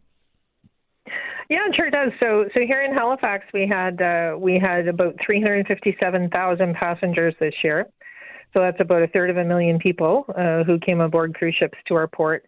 And on top of that, we had about 151,000 plus crew members. So when folks who are the crew of the vessels come in, often they'll disembark and frequent businesses and local services here in the Port of Halifax as well. So it's a significant contribution to tourism. Sarah, I would imagine a majority of those cruises have either they embark or they disembark or they have a connection to the United States with the absolutely they do with the ongoing tensions, can I say, between Canada and the United States. Did that have any kind of impact, or did you hear anything from passengers about that? Well, I think we've heard it, and it's been well reported by the media as well throughout the season. We've received some overwhelming support from our American passengers visiting, a lot of warm responses and really genuine interactions, whether it was with guides or with bus drivers or people in their shops. So we have not seen that. And we are also a member, the Atlantic Canada Cruise Association is a member of what we call the Cruise Canada New England Alliance. So we work really closely with our partners in New York, Boston, and in Maine to really create our robust itinerary. And we also work closely with our partners going up into the St. Lawrence. So we have 4 really critical home ports on this itinerary that feed into Atlantic Canada, and those being New York, Boston, and Montreal and Quebec. So we just continue to work really closely with our partners. And I can say with great pride that relationship is in good standing, and we continue to work together. And it is one of the, I would like to say, one of the shining spotlight moments that we can have of genuinely continuing that level of collaboration and kind of setting some of those politics aside, let's say. Laurie, it doesn't take much for somebody that lives here in HRM to take a gander down to the waterfront when 1 or 2 or 3 or 4 or 5 of these ships are in, and it's a busy place.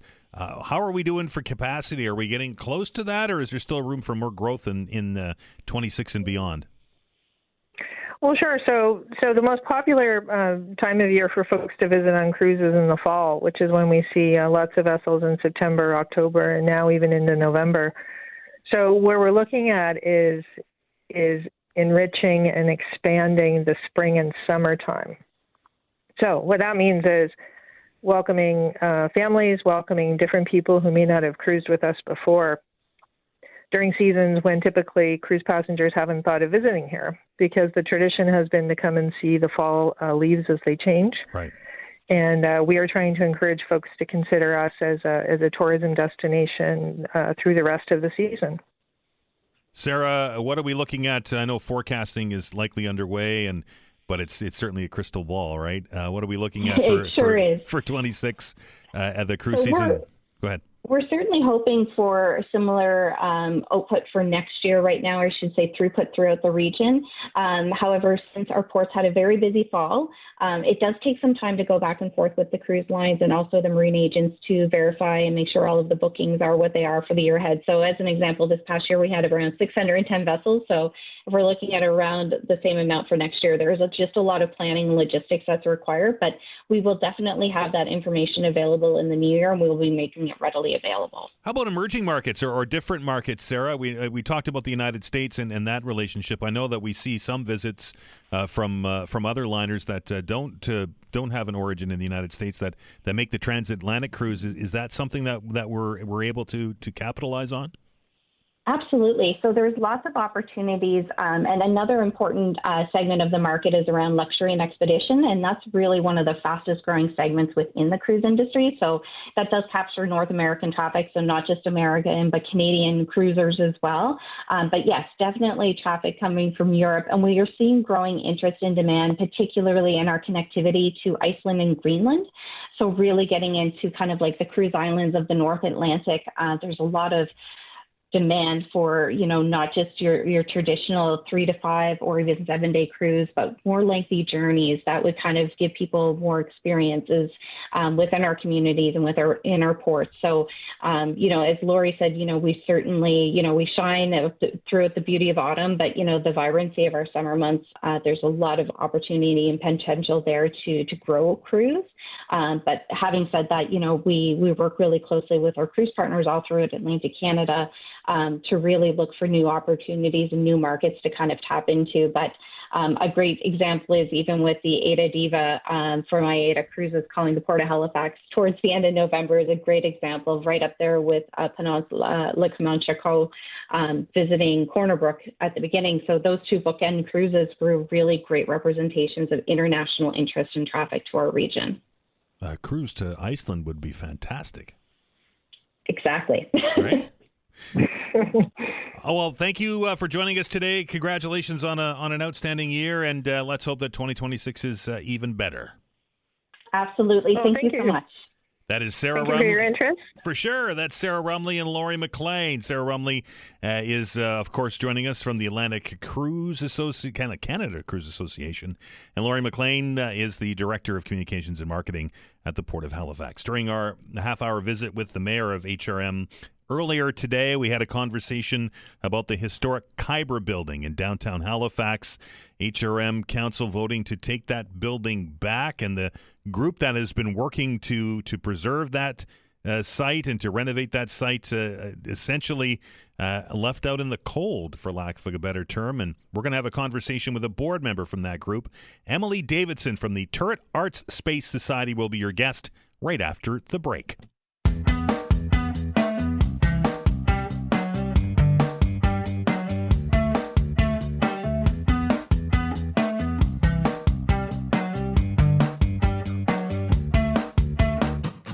All right, this from the CBC. Nearly 8 years after Halifax sold the historic Khyber building in hopes it could be revived, the municipality has said the site has become and I'm putting quotes around this, threat to safety, and has voted to take it back. The Turret Arts Space Society, formerly the 1588 Barrington Street Building Preservation Society, bought the Khyber back in 2018 for $1.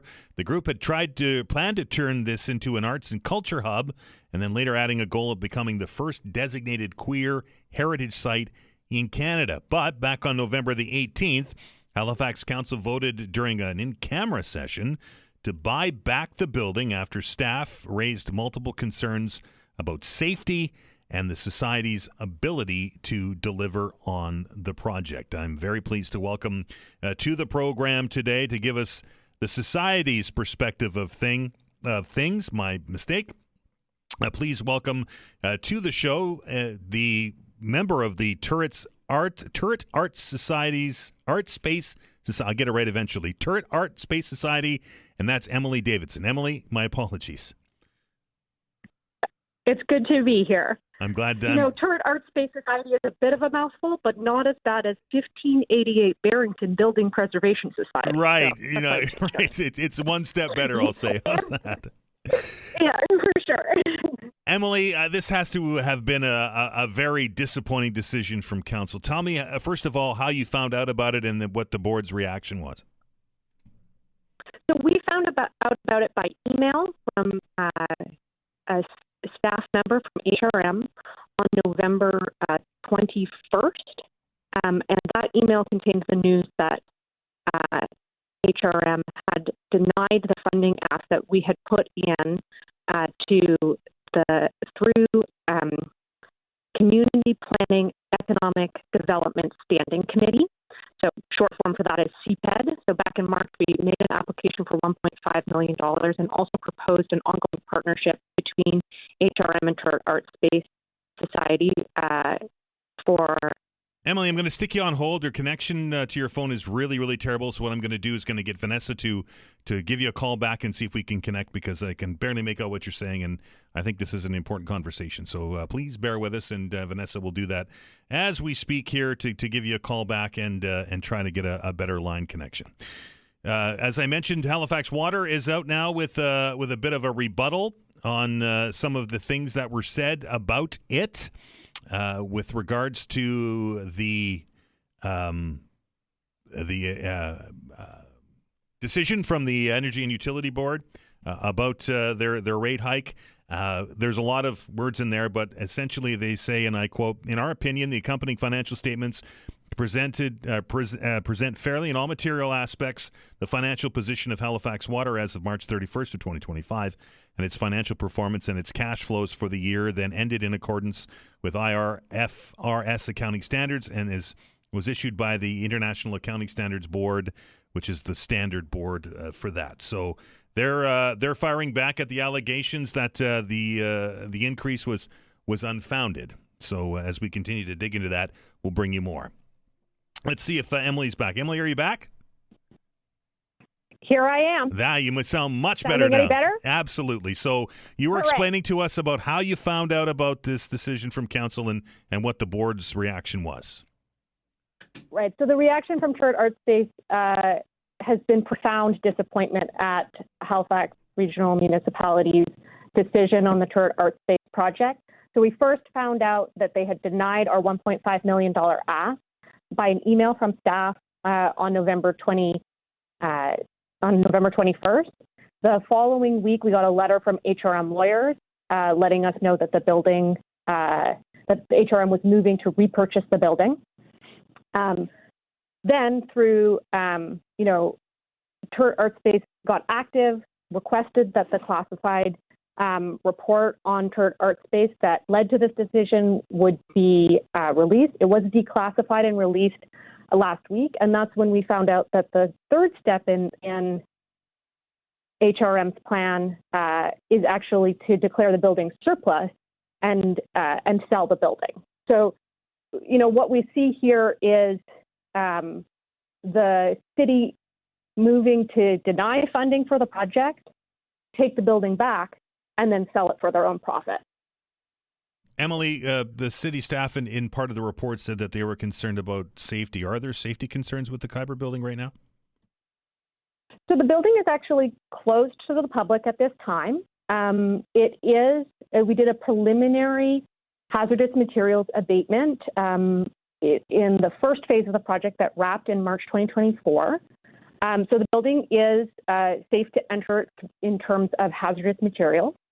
So you could do a walkthrough, but it isn't open to the public right now because it hasn't been made accessible. Of course, our plan is a capital redevelopment that makes the building accessible, creates custom-built spaces for the needs of the arts nonprofits in the space, and really brings the vision to life. So, in terms of the risks to the plan, Turret Art Space Society has been very clear with the municipality that there were risks to the solution that we're presenting. And so at a presentation made in March 2024, so a whole year before we applied for funding through the Community Economic Development Standing Committee process, that then, resulted in this decision after a 6-month period for the staff report. Back when we finished our first phase, we went to all of the stakeholders that had contributed to that almost $1 million body of work. So that was 2 different federal funds, the provincial government and the municipal government. We say, here's all the work we've done. Let's do the next step together. And at that point, we actually identified some risks around, what will happen if the building sits empty too long, what would happen to the momentum of the project if stakeholders didn't, come in on the next phases, what would happen if decisions didn't get made before elections at all three levels of government, which we've seen in that 18-month period. So we identified a lot of the risks that are in the report almost 18 months before the report came out. And instead of, being swift to act on those risks and, support the project while we actually had a lot of momentum coming out of that first phase, all three levels of government, including HRM, chose to wait.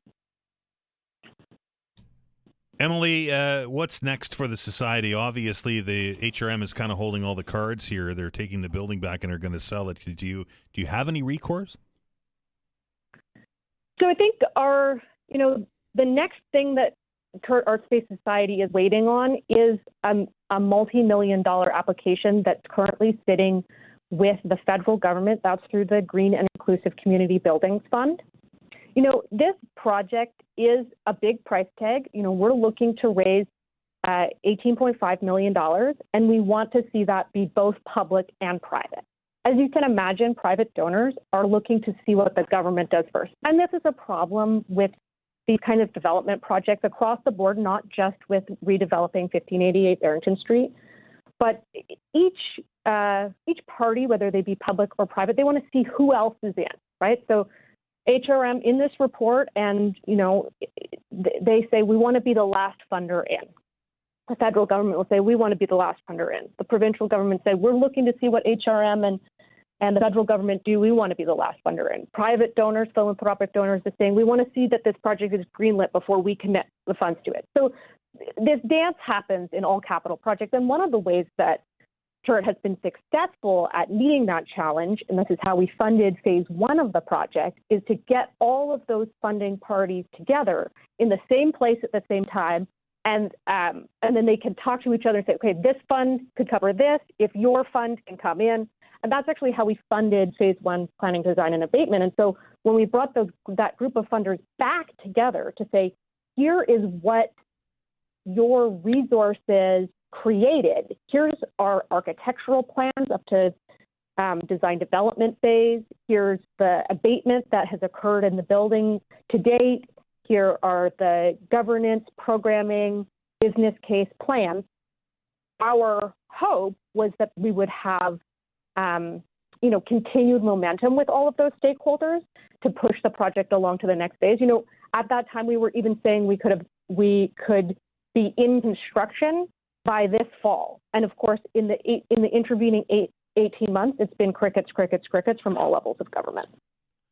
Emily, I know this has been a disappointing couple of weeks for you, but the fight continues, and if you can keep us in the loop, we would appreciate that. Certainly. Thanks for the interview. You're very welcome. That is Emily Davidson, a board member with the Turret Art Space Society, which is now looking for answers after HRM decided to take the Khyber building on Barrington Street and put it up for surplus and for sale. We're going to take a break. News is next on the other side of it. Allister Aalders is here. We're going to get an update on the forecast. What are we going to see tonight with all of this wind? You're listening to the Todd Veinotte Show. I'm Dan Ahlstrand. We're back in minutes. All right, it's time. It's Friday. It's just before 1 o'clock, and that means that we're going to go into the weather desk and welcome our meteorologist. Still getting used to that. Meteorologist Allister Aalders into the show. And before we go any further, thanks to Mom for the cookies. They were fantastic. Yes. Oops. There you go. Try now. They were very good. There you are. And thank you for having me. It's getting used to that title has been, because obviously if you listen in our evening or overnight period, I, come on with a weather update, and I've had to almost retrain myself to say meteorologist instead of weather specialist. So that's, it's taken an adjustment, but no shortage of weather in my, as I, start this new role. We want to make sure that, that you, when you get those letters after your name, because you're a fancy meteorologist now, that we put you to the test. And we were chatting before we came on the air, and there could be some winds tonight that could resemble that of a hurricane. I mean, for some, particularly along exposed coastlines, winds could gust upwards of 110, maybe even 115 kilometers per hour, which obviously for context, I mean, tropical storm force is anything over 63 kilometers per hour. So, I mean, we see those types of gusts quite frequently. But, Cat 1 hurricane is 119 kilometers per hour. And obviously when you talk about hurricanes, that's typically with sustained winds. The winds will not be sustained in those ranges, but certainly gusts, widespread 80 to 100, 110 kilometers per hour for much of the province, and for some in excess of that, including places like northern Cape Breton, 130 plus kilometers per hour in parts of the Highlands. Is this the Alberta Clipper on steroids? Is that what we're calling it? I mean, it's been wreaking havoc across much of Canada, through the prairies. They've been dealing with, very significant snowfall and blizzard conditions this week, and it's been also impacting parts of northern Ontario into Quebec. And now southern Ontario today has been dealing with a bit of a flash freeze situation where they had some rain and the temperatures are falling back there today. And for us, given the track that it's going, well to our north, that's the perfect setup for it to be a rain event, to pull in those warm southerly winds, which will be howling tonight. But the temperatures are the big story. I mean, 13 degrees, right? 13 degrees, the guaranteed high for today. And generally speaking, low to mid-teens province-wide for the highs today. So very, very mild air. Unlike some of the other weather systems we've had this month. So this system has been causing a lot of headaches across the country, and I predict it will for at least some of us tonight. And when we get winds into the 100 and the 110 kilometers an hour, there's the potential for damage, particularly to the power grid because of that. Exactly. I mean, you never really know where, if you will lose power. We just know from past storms of similar strength, similar track, similar wind speeds that, wind gusts in excess of 80, 90, 100 kilometers per hour have been known to knock out the power. So that will certainly be possible. Now, the winds, they've been gradually picking up today. They continue to pick up this afternoon. It was breezy this morning, too. It was very breezy this morning, and, on my drive in on the highway, you could the winds were really whipping across. And that's only going to continue this afternoon, gusting up to 70 during the drive home. And then it's really this evening, especially mid to late evening to 1 or 2 a.m. where we get into the period of peak winds where, we're gusting 80 to 100 kilometers per hour widespread in the Halifax area. Strongest at the coast, but also, a lot of the time we think of, winds being strongest at the coast, but also the higher elevations tend to get into those stronger winds too. So if you're inland, you could see gusts upwards of 100 as well. And then those localized gusts to 110 possible during this peak period of wind, mid to late evening to a couple hours after midnight, most likely along the coast. And then as we go towards Saturday morning, the winds become more southwest and then westerly, diminishing a bit, gusting, 60, 70, so still breezy, still gusty, but not as strong. And then we really don't get a complete break from the winds on Saturday because the tight pressure gradient behind the system, the wind shift over to the west, still gusting upwards of 70, possibly at times 80 kilometers per hour on Saturday. So a lot of wind tonight and for tomorrow as well. So certainly expecting that there will be power outages for at least some, hopefully not too many, in the province tonight. I put the flashlights out last night. I'm in preparation. We've been down this road before. We have indeed. It's always best to prepare and secure those Christmas decorations because I feel those inflatable Santa Clauses may be a few yards down the street. Right. If you are not securing them or making sure they're deflated tonight. I know before I came in, I secured a few items that I was a little concerned about possibly blowing down or blowing away. So speaking of Santa Claus, yes, he's going to be on the show on Christmas Eve. How did you manage that, Vanessa? She's a miracle. All the worker. connections Vanessa miracle has worker that Vanessa is, but also of course the big day is coming up here next week. There's a little bit of the potential of flurries in the forecast around Christmas Eve, so. We're going to put you on the spot. You got away with it last week. I'm going to put you on the spot this week, Allister. Can I get away with it again? No. You're going to have to put your reputation on the line. Okay, I will. White or brown Christmas? Squeaking by white Christmas. Oh, there you go. Razor you heard thin. it first. Razor thin, I think. Because there's an actual definition, right? There is an actual definition. At least 2 centimeters of snow, which is not a lot, on the ground at 7 a.m. Christmas morning. A perfect Christmas is that same definition, but snow flying at some point in the day. Right.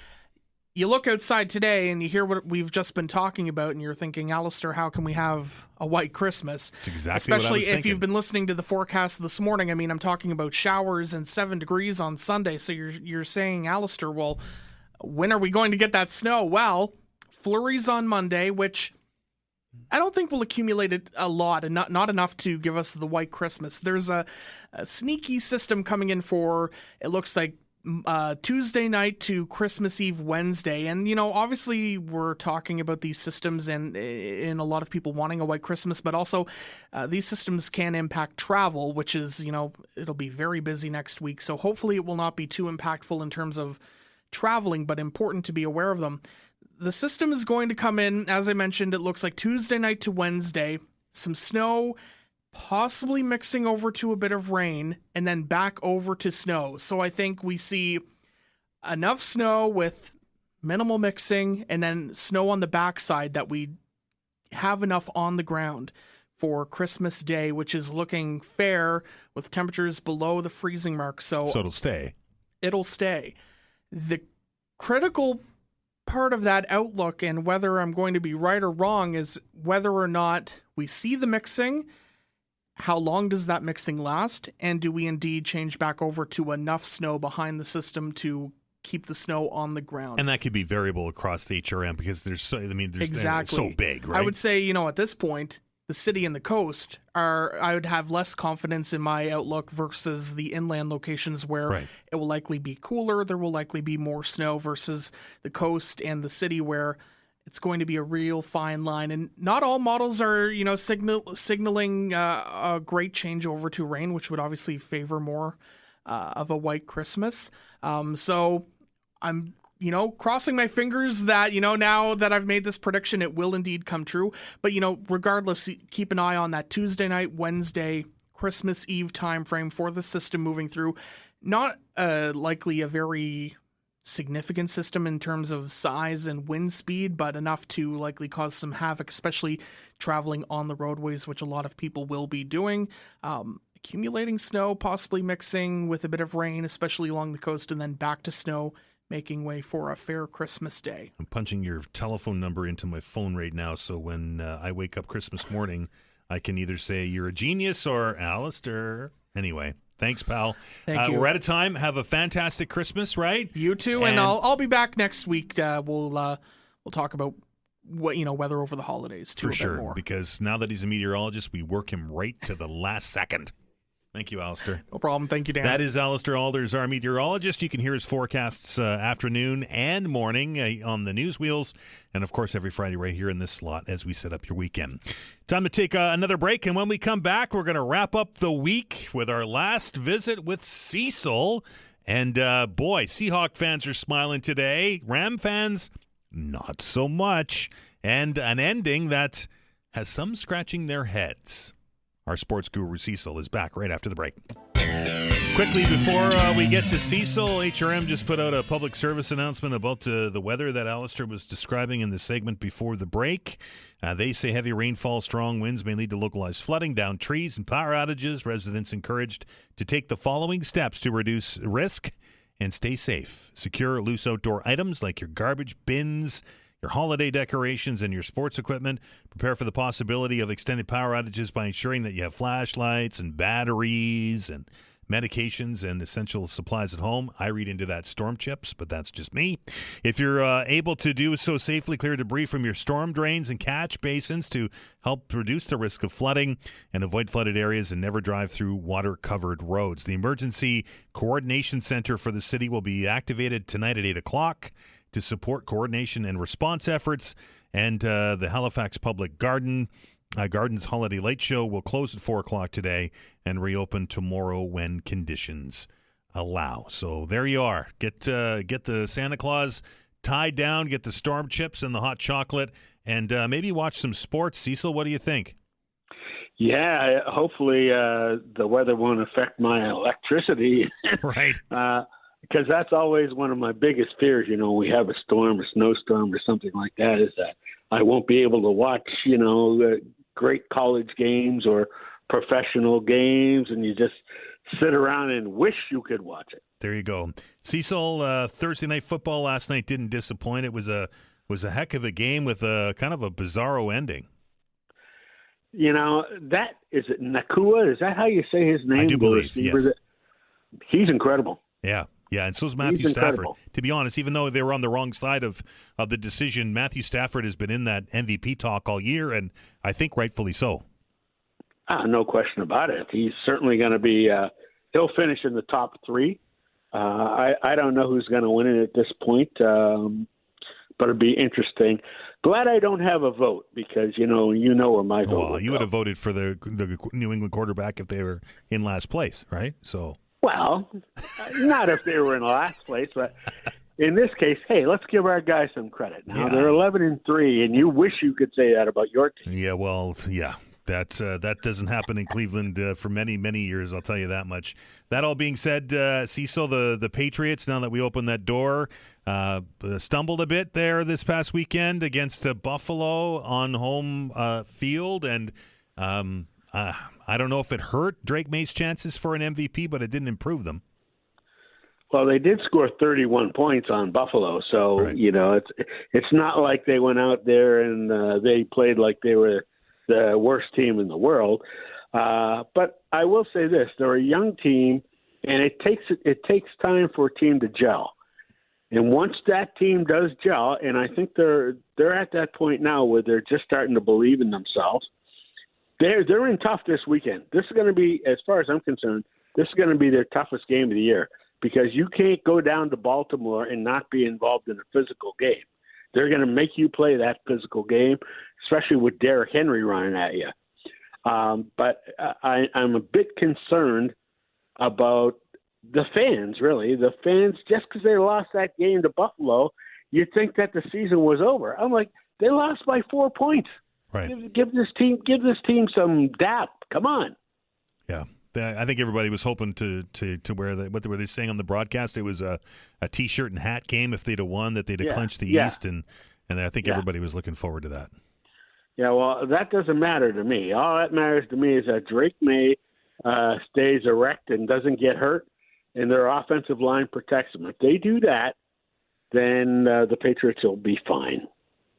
Cecil, switching gears a little bit, we had a PWHL game here at Scotiabank Centre on Wednesday. It sold out in minutes. By all indications, from what I watched and from what people have been telling me, it was an outstanding performance by both sides, and lots of buzz around women's hockey here in HRM. Your opinion? Do you think that we could support a professional women's hockey league team here in Halifax?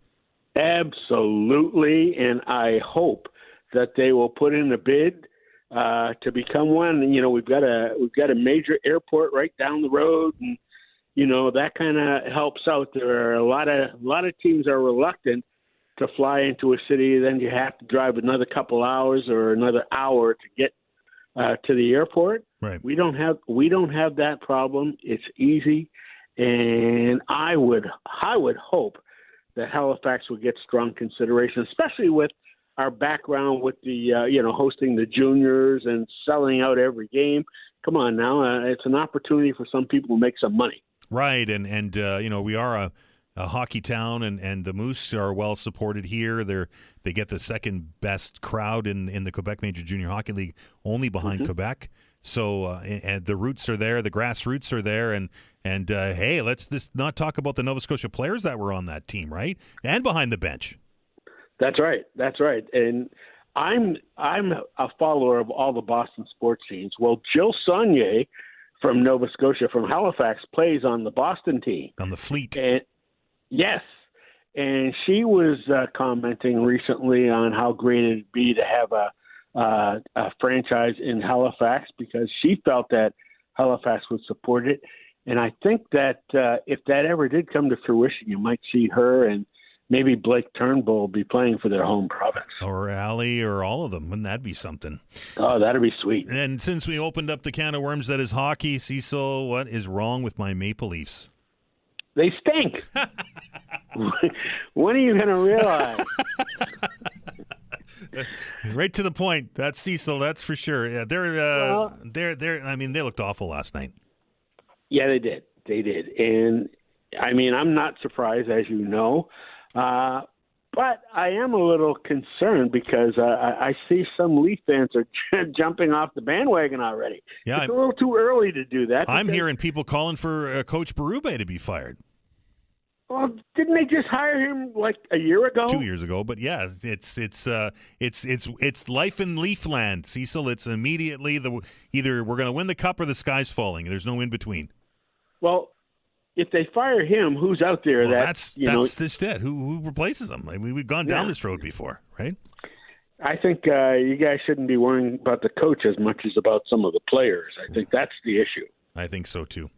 Yeah. All right, sir. Have a fantastic holiday. Get out there and enjoy all those sports. We know that this is the most wonderful time of the year for sports fans, with all of the college games and the championships and the NFL coming down and the National Hockey League, and there's lacrosse, and there's something on every night. Cecil, thanks for everything this year, and have a happy 26.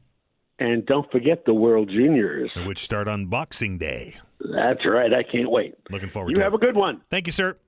All righty. Cecil Wright, our sports guru, to wrap up this week's edition of the Todd Veinotte Show. Thanks to all of our guests for joining the program all week and imparting their knowledge upon us. Thank you to all of you who send me the emails and dial the numbers and join the conversation. I learn something every day when we do this show, and that's pretty cool, I must say. Again, we're going to be back on Monday. We're Monday, Tuesday, Wednesday next week, and then we're going to take some time off until the 5th of January for the holidays. Vanessa's excited about that, as am I.